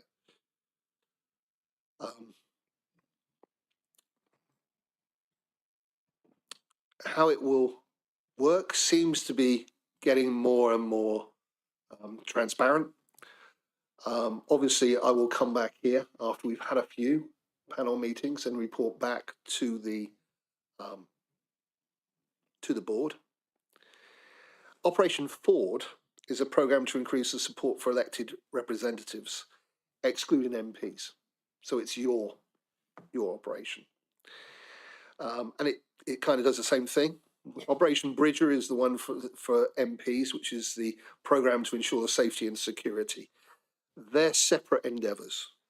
They're managed on an individualised case-by-case basis. So there's no explicit intersection with the hate crime panel review work. But obviously, as with everything else, if a councillor had a specific concern around Operation Ford, and they wrote to me, then I would try and endeavour to help them with that concern. Does that help, Patrick? Yes, it does. Thank you very much. I might have to speak to you separately about Operation Ford. Please do so. Thank you, Commissioner. On the subject, on a similar subject, I'd just like to note. On a similar subject, I would just like to note that myself and Mark attended a meeting of the Dorset Police Race Action Plan that was presented by Inspector David Parr. It was incredibly detailed and very heartening to see how seriously the force takes its approach to institutionalised racism. It was a Dorset Authority focused meeting. I think we would really benefit from something similar for BCP, and I think it would be good to extend to the entirety of our panel members here. This approach is something that I think we need to shout about and take to our communities in no uncertain terms, really. I'm not sure if that's something that we would arrange through the OPCC or if we should go directly to the Dorset Police Race Action Plan officers. Either way, I've written it down so we can pick it up. Okay, if you would, that would be great. I appreciate that. Thank you.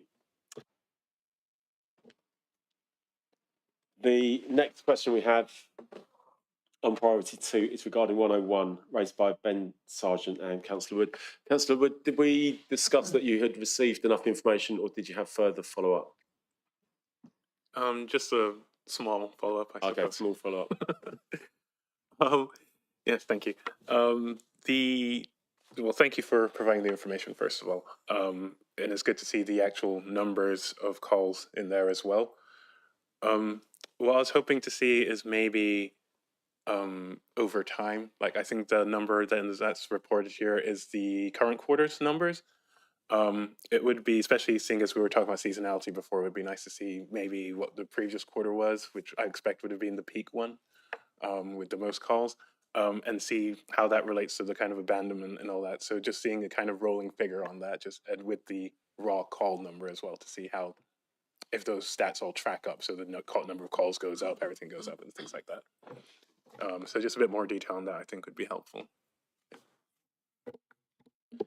Chair, happy to bring that back to the next panel. Fantastic. Thank you both.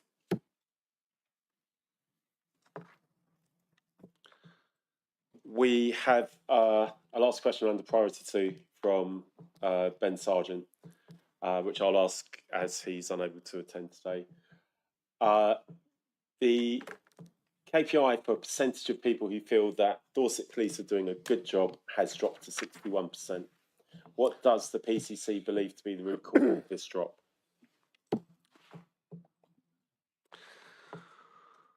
Okay, I think it's probably worth saying that's not dropped from 80%. That's my long-term target, is 80%. It's dropped from 64%, which was the last quarter. So I'm a little cautious about drawing too many conclusions about a variation quarter on quarter. Having said that, there was a similar question posed at the last meeting. One of the areas which affects this is we know that the public do not always feel that they are being kept informed. So this has been especially challenging in the light of the loss of the Victims Bureau staff. And also we had the Mars scheme where we had to lose people, and the loss of the Bobby Van scheme due to ongoing funding pressures. So what the survey reports show is that when a contact does take place, police officers and staff are attentive, professional and knowledgeable. Victims feel safe and supported, and they're understood, and their overall satisfaction remains high. However, the negative comments include basically a lack of updates, delay in attending or contacting the victim, and delays in progressing cases. And unfortunately, occurrences where the reality does not always match up with what the victim was told would happen. Now, the position is as simply as that the service is not keeping pace with the demand. So the bits that are happening are good. It's that they're not happening enough to enough people. So work to improve that is ongoing. But we need a continual improvement in this area, and that's going to be hard fought for the reasons that we've discussed and we discuss. We don't have money to throw at this in order to address it.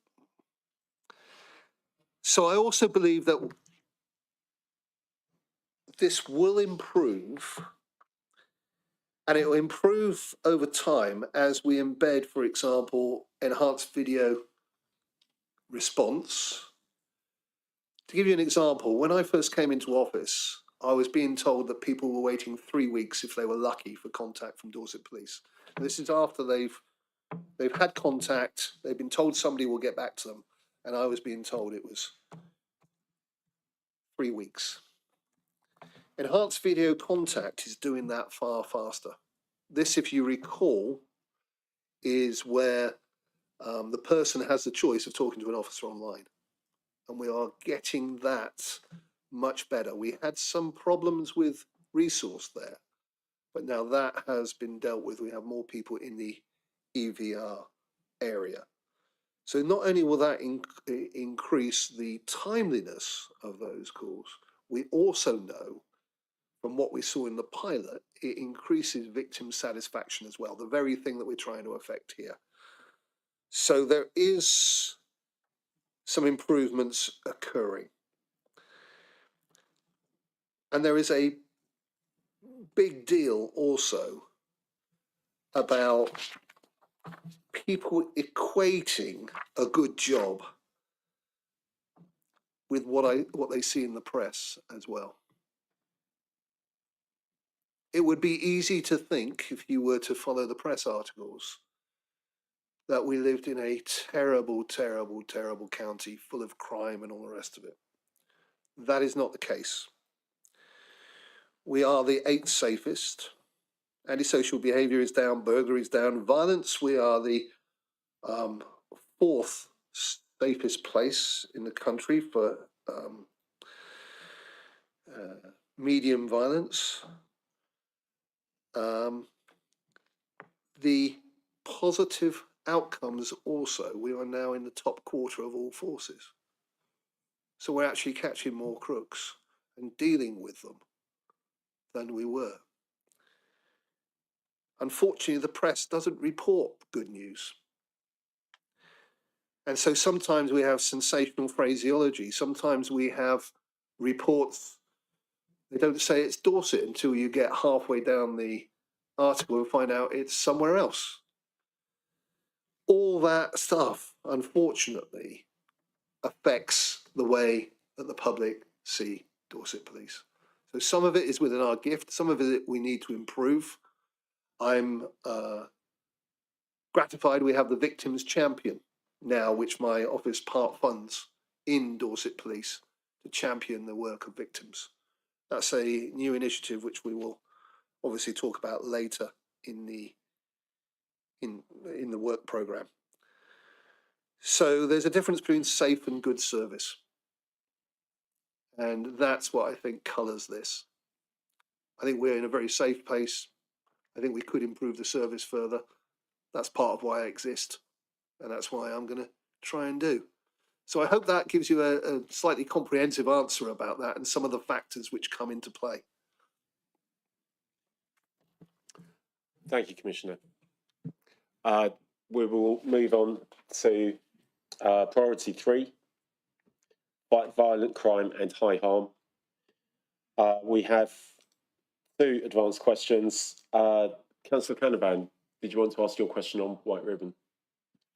Yes, thank you, Chair. Question really, obviously, about violence against women and girls, and whether the White Ribbon accreditation, which is available, as I understand it, to all different organisations, is something which the Dorset Police either have achieved or are looking at towards achieving, and whether the PCC could offer any update on our approach to that, please. Thank you for the question. Some members may recall that we actually looked at this and the matter of accreditation a couple of years ago.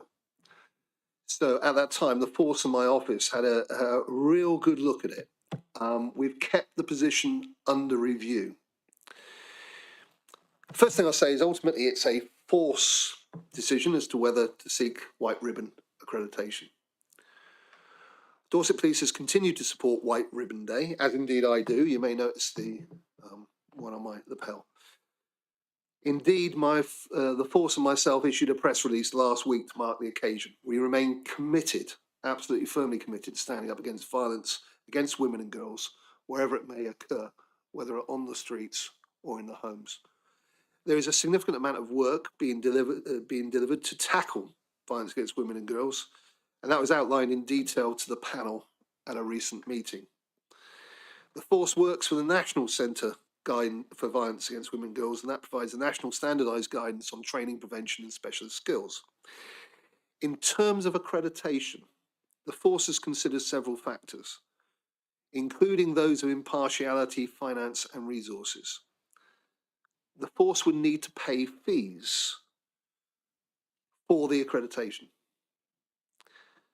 And even though it is confident it not only meets, but in fact surpasses the standards set out in accreditation, it would still mean a duplication of effort and commitment of officer and staff time on top of the fee to fulfil the accreditation process. Therefore, the force believes the overall benefits of becoming accredited when balanced against cost and operational need to meet demand is not sufficiently made at this time.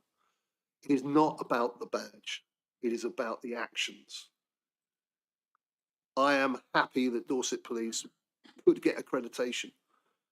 I'm happy they're doing actions which possibly even surpass what would be required. But I support that prudent assessment. But it won't stop us committing to supporting White Ribbon Day as part of our wider response to tackling VOG and educating the public. We get asked a lot about charters and accreditations. But I think we come back to the same thing. This is about resource, this is about money. And so long as we are doing the thing, which is the most important thing, that we are good, would surpass the accreditation process. That is the most important thing to the people of Dorset, I believe.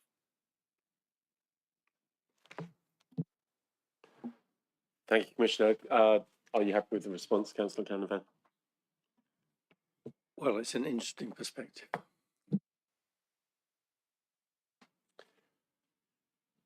So we will move on to the next question from Councillor Wood regarding VOG. Yep, thank you.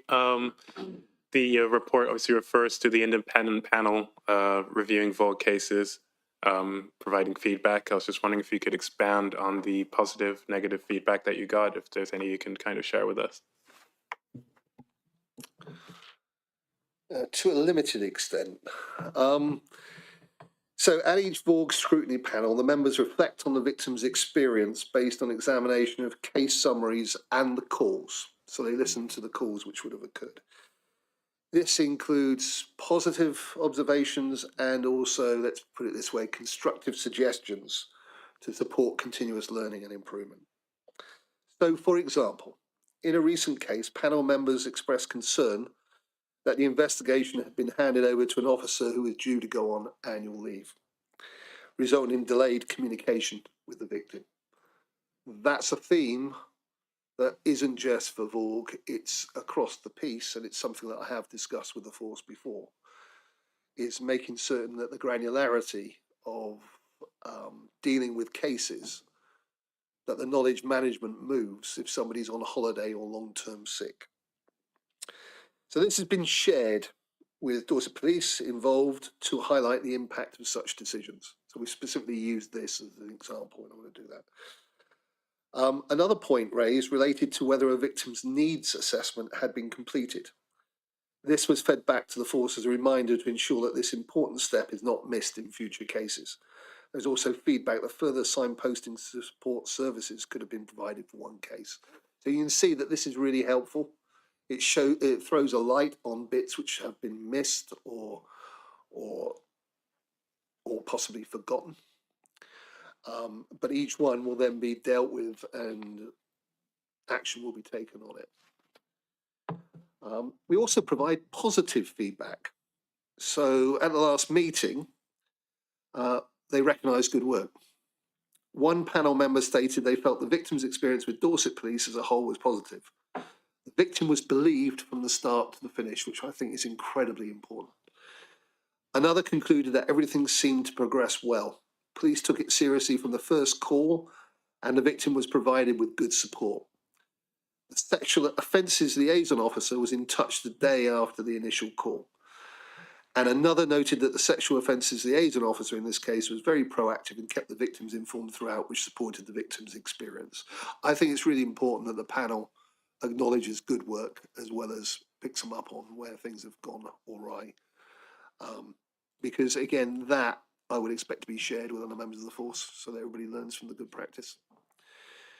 The nature of the panel's work means I'm not able to disclose specific key cases, etc., and details about the cases, but I hope that's given you a bit of a flavour.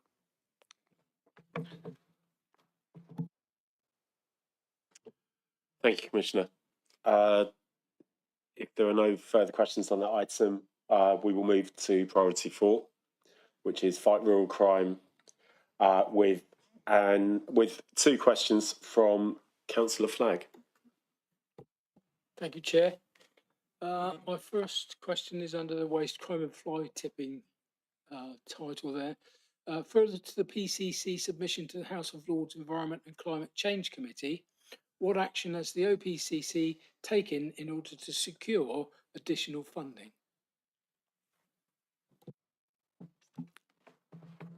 Thank you, Councillor Flagg. Well, the first point I'll make is the additional funding that I spoke about at the House of Lords was, I was talking specifically about funding for the Environment Agency. I did make 2 points there. I made that point.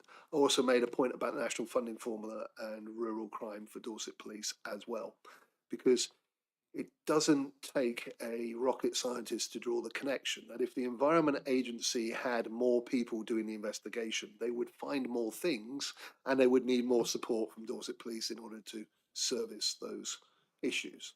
So that both of the things are interconnected. Your question is what did I do? I spoke earlier about talking to the National Farmers Union chairman about funding and rural crime. I'm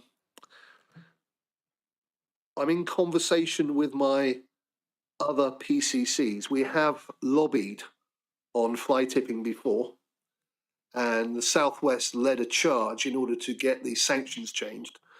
I'm interested, and I'm talking to the Environment Agency in January about what more they could have help from me about, because I've spoken here. What else could I do to support them? I'm hoping that the other PCCs would join with me. I think it is desperately disappointing, though. And this is something which gives another reason why I think you should have PCCs connected to the people. Because the National Police Chiefs Council rural crime strategy, wildlife and rural crime strategy, which came out last week, I think it was, doesn't have fly tipping and waste crime as a high priority within it. Yet when we as PCCs came together across the Southwest and did the first rural crime survey in the Southwest, the number one thing, we were expecting agricultural theft, but the number one thing was waste crime and fly tipping. And there has been some absolutely horrible examples. Thankfully, I'm not aware of a huge one in Dorset, but if you look in Thames Valley, in Oxfordshire, there was a huge tons and tons and tons of waste put into the countryside. This is serious organised crime. And so, yes, I will be talking about what more can be done at the next Dorset Partnership Against Rural Crime, which occurs in January. And I will be talking to the PCCs about it. We have a Southwest collaboration meeting next week, and I'll raise it as any other business, because I've done what I can with the Lords and I've done what I can, but I don't think the penny's dropping. And certainly we didn't have the support of the wildlife and rural crime strategy, which we were thinking. To compare, the National Rural Crime Network, which is a board of police and crime commissioners, has waste crime and fly tipping as one of the main priorities. So we need to get this right. Did that help?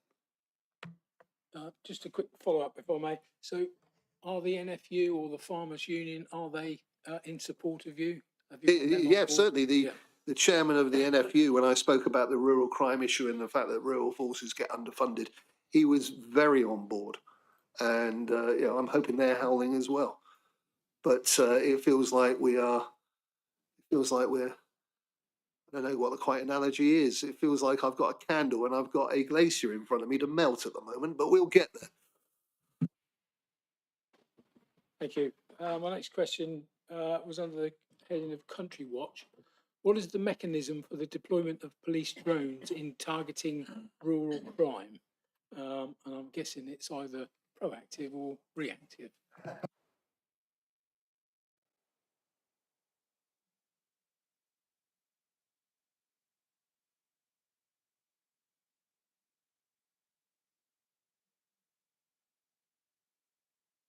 Sorry. So this is a new, you saw the new initiative about the signage, the idea that we would put signage up to talk about drone patrols occurring in those areas. The mechanism for deployment is obviously it's an internal operational mechanism within the force. That means it's nothing to do with the Police and Crime Commissioner or his office. I'll add a few words on that, but I can't give you sort of hyper detail on it for the reasons that I've just said. How the signage will work, though, I can talk about, because that's part of what we're trying to do with the Dorset Partnership Against Rural Crime. So what happens is the rural crime team will work with local neighbourhood policing teams to identify priority sites where they know that there could be issues. Those locations which have been heavily targeted by criminals before. The force then contacts the victim or the landowner to ask them to sign a form giving written permission for qualified police drone operators to fly over their site. This process also includes permission being sought to erect the signs. And it obviously allows for the use of the drones over that area. So that's how it works to get the signage and the drone. So that means it's the force coming to the landowners and the residents based on the heat maps of the criminality, which is the way that you would want it to be, if you see what I mean. Regarding the mechanism, the force has a very detailed drone policy and procedure, which makes clear that deploying the drones will only be for a policing purpose. We're not doing a sightseeing. It's not for somebody's photographic fun and hobbies. It's got to be for a policing purpose, which includes the prevention and detection of crime. This policy requires that the force provide public information and awareness in relation to the use of drone deployments, hence the signs. So I hope that helps. And we do have a drones policy and procedure document, which we can give you a link to, if that's helpful. Thank you, Chair. Thank you for the questions and the response. Chair, can I have a question? Please. Apologies, me again. Sorry to, you don't know about this one, so if you haven't got a detailed answer, don't worry. I was interested in the hare coursing. Yeah. And I read at the weekend that Dorset was the worst county for fox hunting incidents. Now, of course, we might well be because we're probably more rural than most of the other counties. But I was just interested in our take on that. Thank you. Well, Councillor Sidaway, I've been very clear at this panel and indeed in various public correspondence of my take on the whole issue of fox hunting. It's illegal, and I expect Dorset Police to deal with it and when they have the evidence. I do know that they have brought a number of successful prosecutions. I find it difficult when I see things like we are the most in the country and all the rest of it, because I do not have comparative data to look at. I would also say that maybe we ought to look at the number of prosecutions as well, and where do we stack up with that? Because I can think of at least 3 in the last year. What I'm very clear is I expect every other rural crime, I expect it to be dealt with by Dorset Police. And regarding the antisocial behaviour and sometimes the innate violence around this issue, I expect that whoever is causing that, whether it be those who are hunting or those who are not hunting, I expect that to be dealt with, and dealt with robustly as well.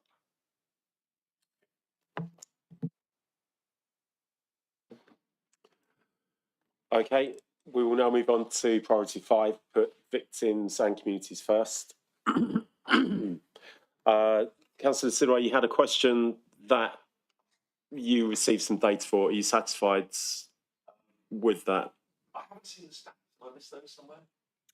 There was a response on page 18 of the Police and Crime Workbook. Yeah. I don't think so. Were they not? Okay.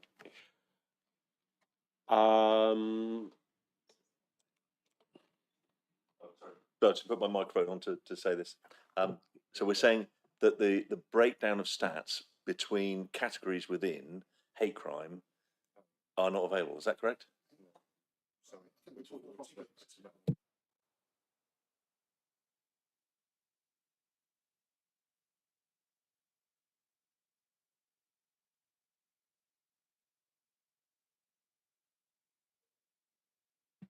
Come back.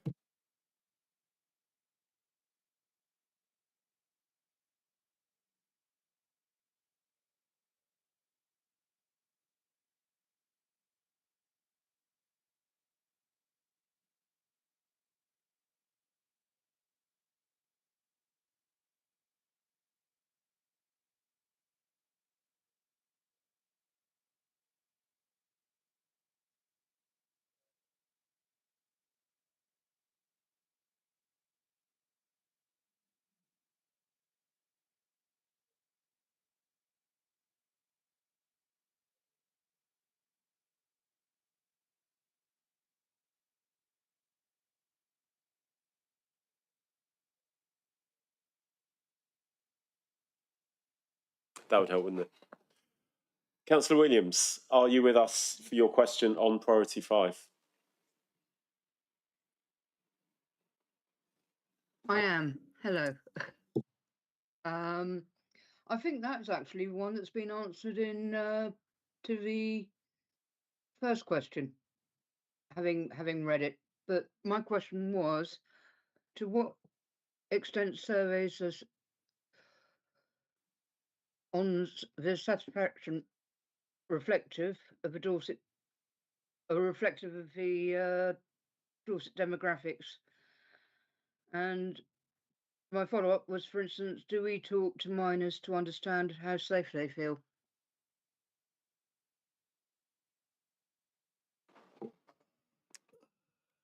Chair, we did send quite a comprehensive answer regarding the demographics of this survey to panel okay. members. Yeah, that's what I excuse me, sorry, that's what I said. I think this is actually when you look at the Okay, so we have a priority response. 5 response, that was Okay. actually to my question and not to, I don't think it was to Mr. Sideways' question. So I think that's been Okay. muddled I- in our papers. Okay, that's great. So Mark has informed me that we will include the data responses as part of the minutes. Okay, fine. So they'll be on record and free to review. Yeah. If, But So can I just ask, because it says that you only survey those over the age of 16. yes, I was going So to add there's a no- comment on that. Yeah, thank you. Yeah. So you are right. So absolutely right. We do survey individuals over 16. The community safety survey doesn't go below that. Discussions have been had about decreasing the age limit, but this brings consent issues which complicate matters. What we are looking to do, so separate to this, is over the last year with the violence reduction and prevention manager, we have started a dialogue with younger people in Dorset. And as part of that, we are asking them various questions. The first survey we did was about knife crime. So we will get elements of this within that. But this survey, the community safety survey, no, it doesn't. And it won't go lower than 16. So I think what I'm saying is we understand the issue. We've got some other ways of finding out what young people feel. And I'm very keen that we do that. But it won't affect the community safety survey. Okay, thank you, Mr. Sedgwick. and on that subject, Councillor Ampson, you had a question on sample size for the surveys.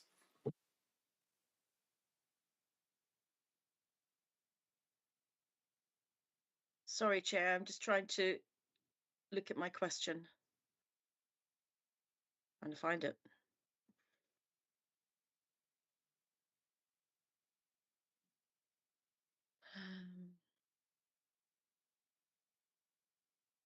Bear with.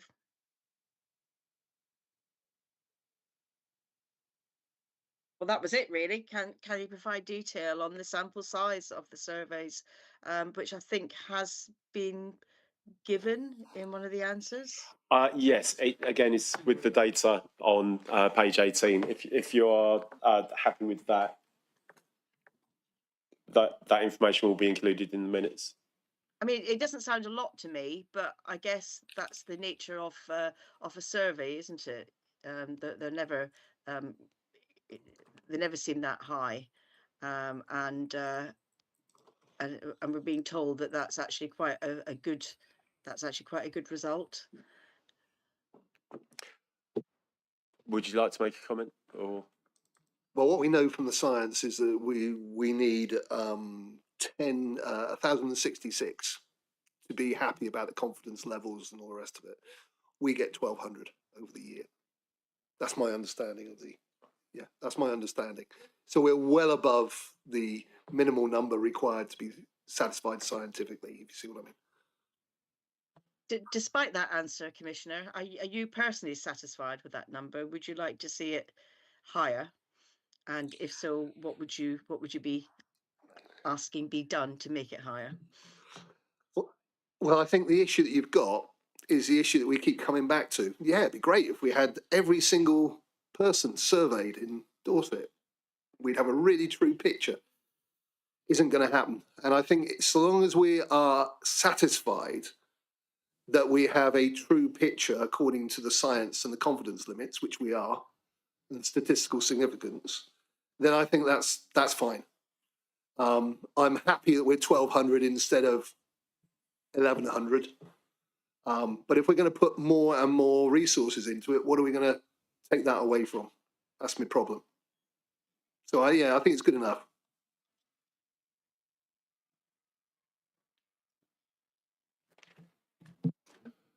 Thank you for the question and the response. So I have an additional question that I would like to ask under priority 5 on behalf of my colleague, Councillor Armstrong in Eastcliff and Springbourne Ward, BCP. And it's regarding the use of out-of-court resolutions for certain antisocial activity in communities. One example of where out-of-court resolutions may be used is curb crawling. Are there any examples? Is this being used currently? And what kind of results are we getting? I realise this isn't a question that was submitted in advance, and it's a little on the hoof, and we will probably submit a more detailed question at the next panel meeting. But it has been alluded to a couple of times that out-of-court resolutions are being used to target that aspect of. That's correct, Chair. If you recall, when I was closing off the monitoring report, if you remember, you told me to speed up a bit. The last one of the last ones I spoke about was we've invested in RISE, which is a suite of out-of-court resolutions. And one of the reasons we've invested in it is because it means a wider range of offences will be dealt with OOCRs. And the offences I mentioned were fraud, aggressive behaviour, and curb crawling. So I can't talk to what's happened in the past. I can't talk to what's occurred because we'd have to go and look. What I can tell you is going forward, yes, it will be part of the suite for out-of-court resolutions. And I'm pleased about that. That's really, really good news. And I'm sure that communities affected by these issues will be very pleased to hear. Would it be possible to give a little more detail about RISE without just as a surface level?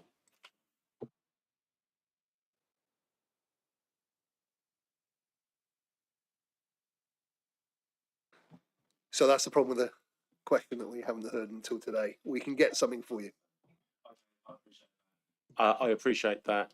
I realised that there wasn't a heads up for this one, and we will submit something more detailed for the February panel. Thank you. This takes us on to our last area, making every penny count, which we've largely covered. I don't want to jinx it, but we're looking like we're actually on time for the first time in about 2 years. One question from Ben Sargent that I don't believe has been fully covered is regarding the state of policing report. I'll read it on his behalf. The State of Policing Report Annual Assessment of Policing in England and Wales for 24-25 notes that on the 11th of June 25, the Chancellor reported the outcome of the 2025 spending review to Parliament. This included police spending for the next 3 financial years up to 28-29. The report goes on to make the case that this has provided certainty to chief constables. Has the spending review provided medium-term financial certainty?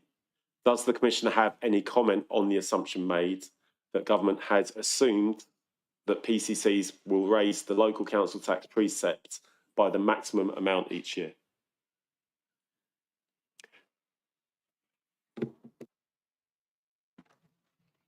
And that was me thinking my blood pressure would stay down.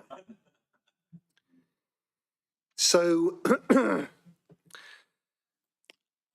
first of all, yes, it does mean that there's medium-term financial certainty. I think that's That's a fair thing to say. Policing as a whole. That's where I'm going.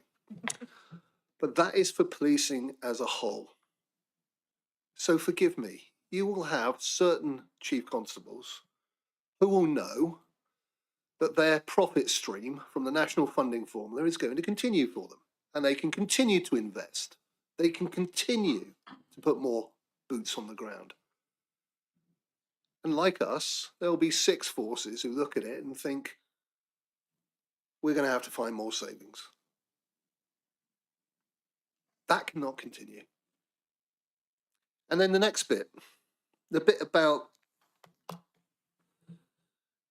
does a commissioner have any comment on the assumption made that the government has assumed that PCCs will raise the local council tax preset by the maximum amount each year? Yes, it's a bloody con.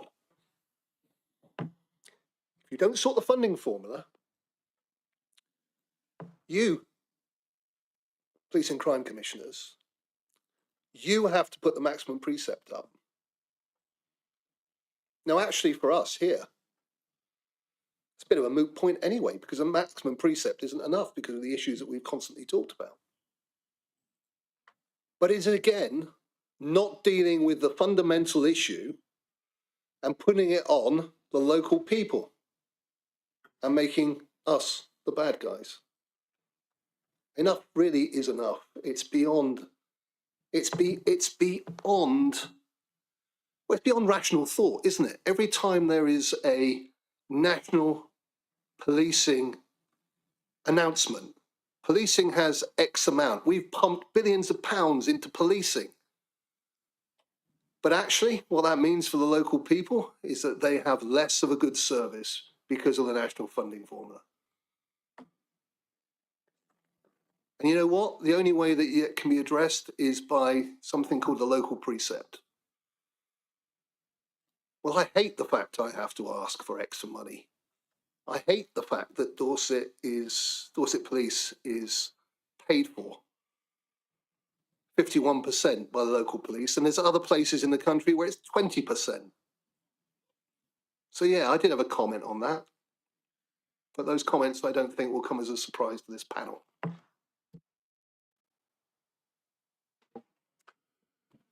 Thank you for the very clear statement on that. Do we have any further follow-ups on the priority 6? Councillor Wood? Yeah, I had the question. I think I put an advanced question in about the revenue commentary. Sorry. Yeah. Yeah. Just in the revenue commentary, R1R2 notes the impacts of missing officer target numbers. In addition, the absence rates for officers remains red. Can the PCC advise how he holds the chief constable to account to improve the absence rate and give a view on the relationship between missing officer number targets and well-being and impacts on operational policing? I think as well, just maybe a bit of commentary on within the commentary, there's a bit of offset, up, down, just to get a bit of clarification on where that ends up financially would be nice. Okay, shall I deal with that first of all, the flip-flop?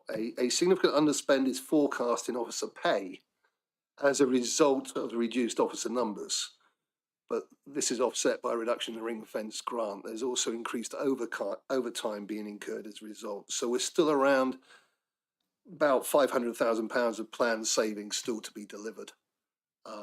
Ill health retirements are higher than budgeted.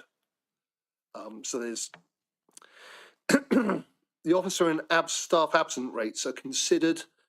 We see it at the monthly force performance board. So my chief executive attends that. I get the readout from it. I discuss any concerns I have with the chief as well, should I need to. So we get a detailed readout of those discussions. We raise it by exception. In the case of officer absence, one of the factors is the provision of occupational health support. And that's something that we have been asking the force to deal with and sort out. It's an alliance-driven function. It's been subject to a gold group. it was in a pretty poor state. It is now improving. This has meant this area of business has been a subject to a number of discussions between myself and the chief. You may remember that was one of the things which was highlighted in the wellbeing report that we had last time round. And actually section 4 of that talks about governance and scrutiny, and it provides in some detail the various mechanisms in order to address this area. A little bit also, I should refer you to the seasonality paper as well, because that drives what I believe is a fundamental issue around absence and all the rest of it. How many organizations do you know that basically say, okay, awfully sorry, but you can't have leave, you're on 12-hour shifts and we're cancelling your rest days? Because that's what happens in the summer when we're at our peak demand. So I think there's a direct link with also the issue of absence. I'm afraid that brings me back to some of the other considerations that we've just discussed.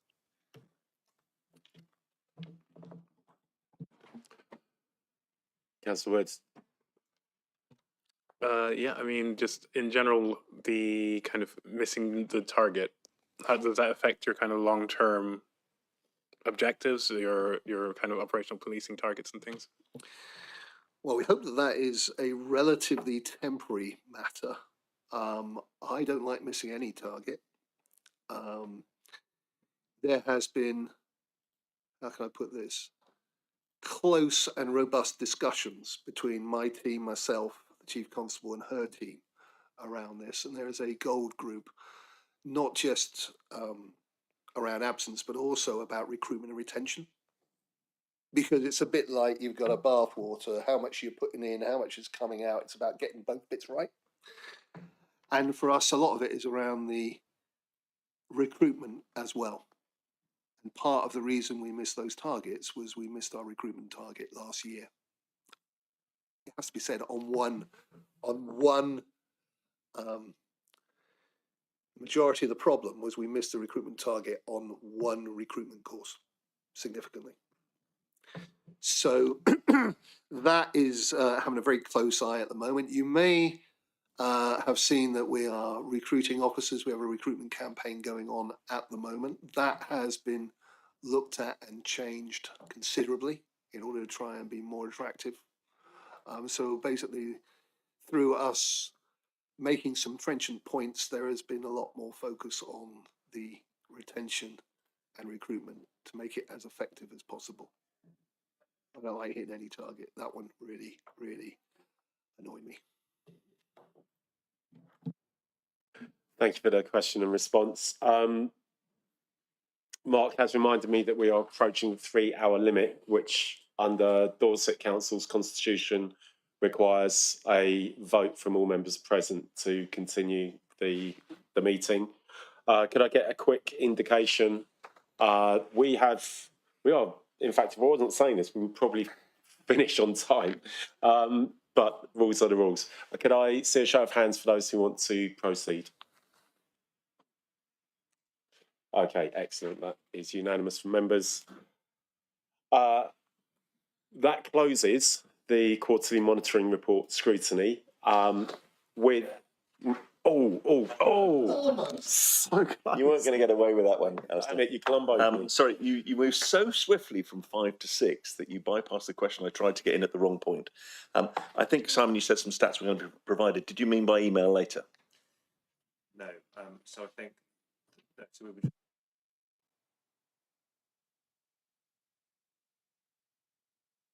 Sorry, in the document or in the email from you, it says you will be providing stats on the hate crimes. Yeah, We did that. I don't see the stats. Yep. Have I missed them? That's what I was asking at the time. Have I missed them? Where are they?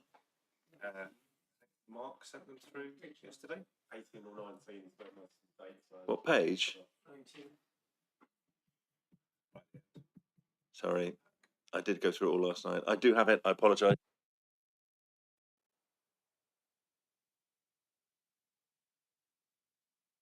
We may still finish at least the monitoring report before close of business, which is unprecedented. So, If there are no additional scrutiny questions on the quarterly monitoring report, we will move to item 8, complaints update. Thanks, Chair. I'll keep this really brief.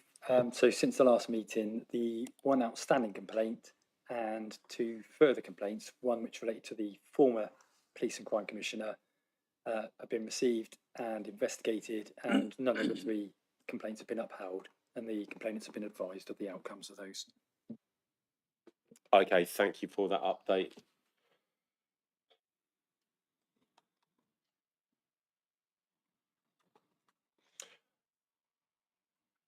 Item 9, forward work plan. All I would note is we have our next panel meeting is the budget meeting in February. We won't have key line of inquiries or deep dive reports at that one. Our entire focus will be on scrutiny of the budget.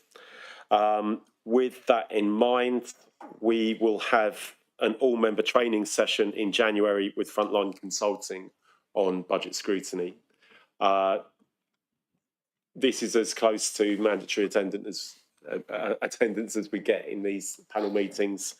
In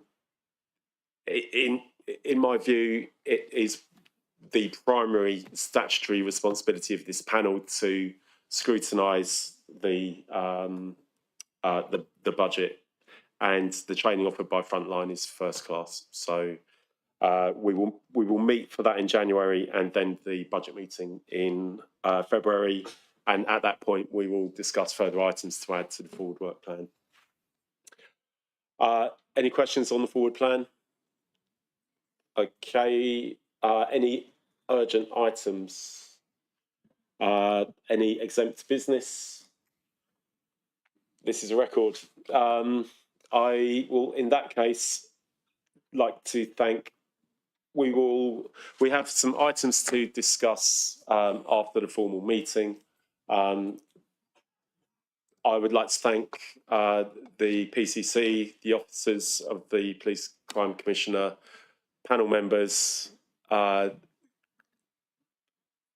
officers from both authorities for your support this quarter. Thank you.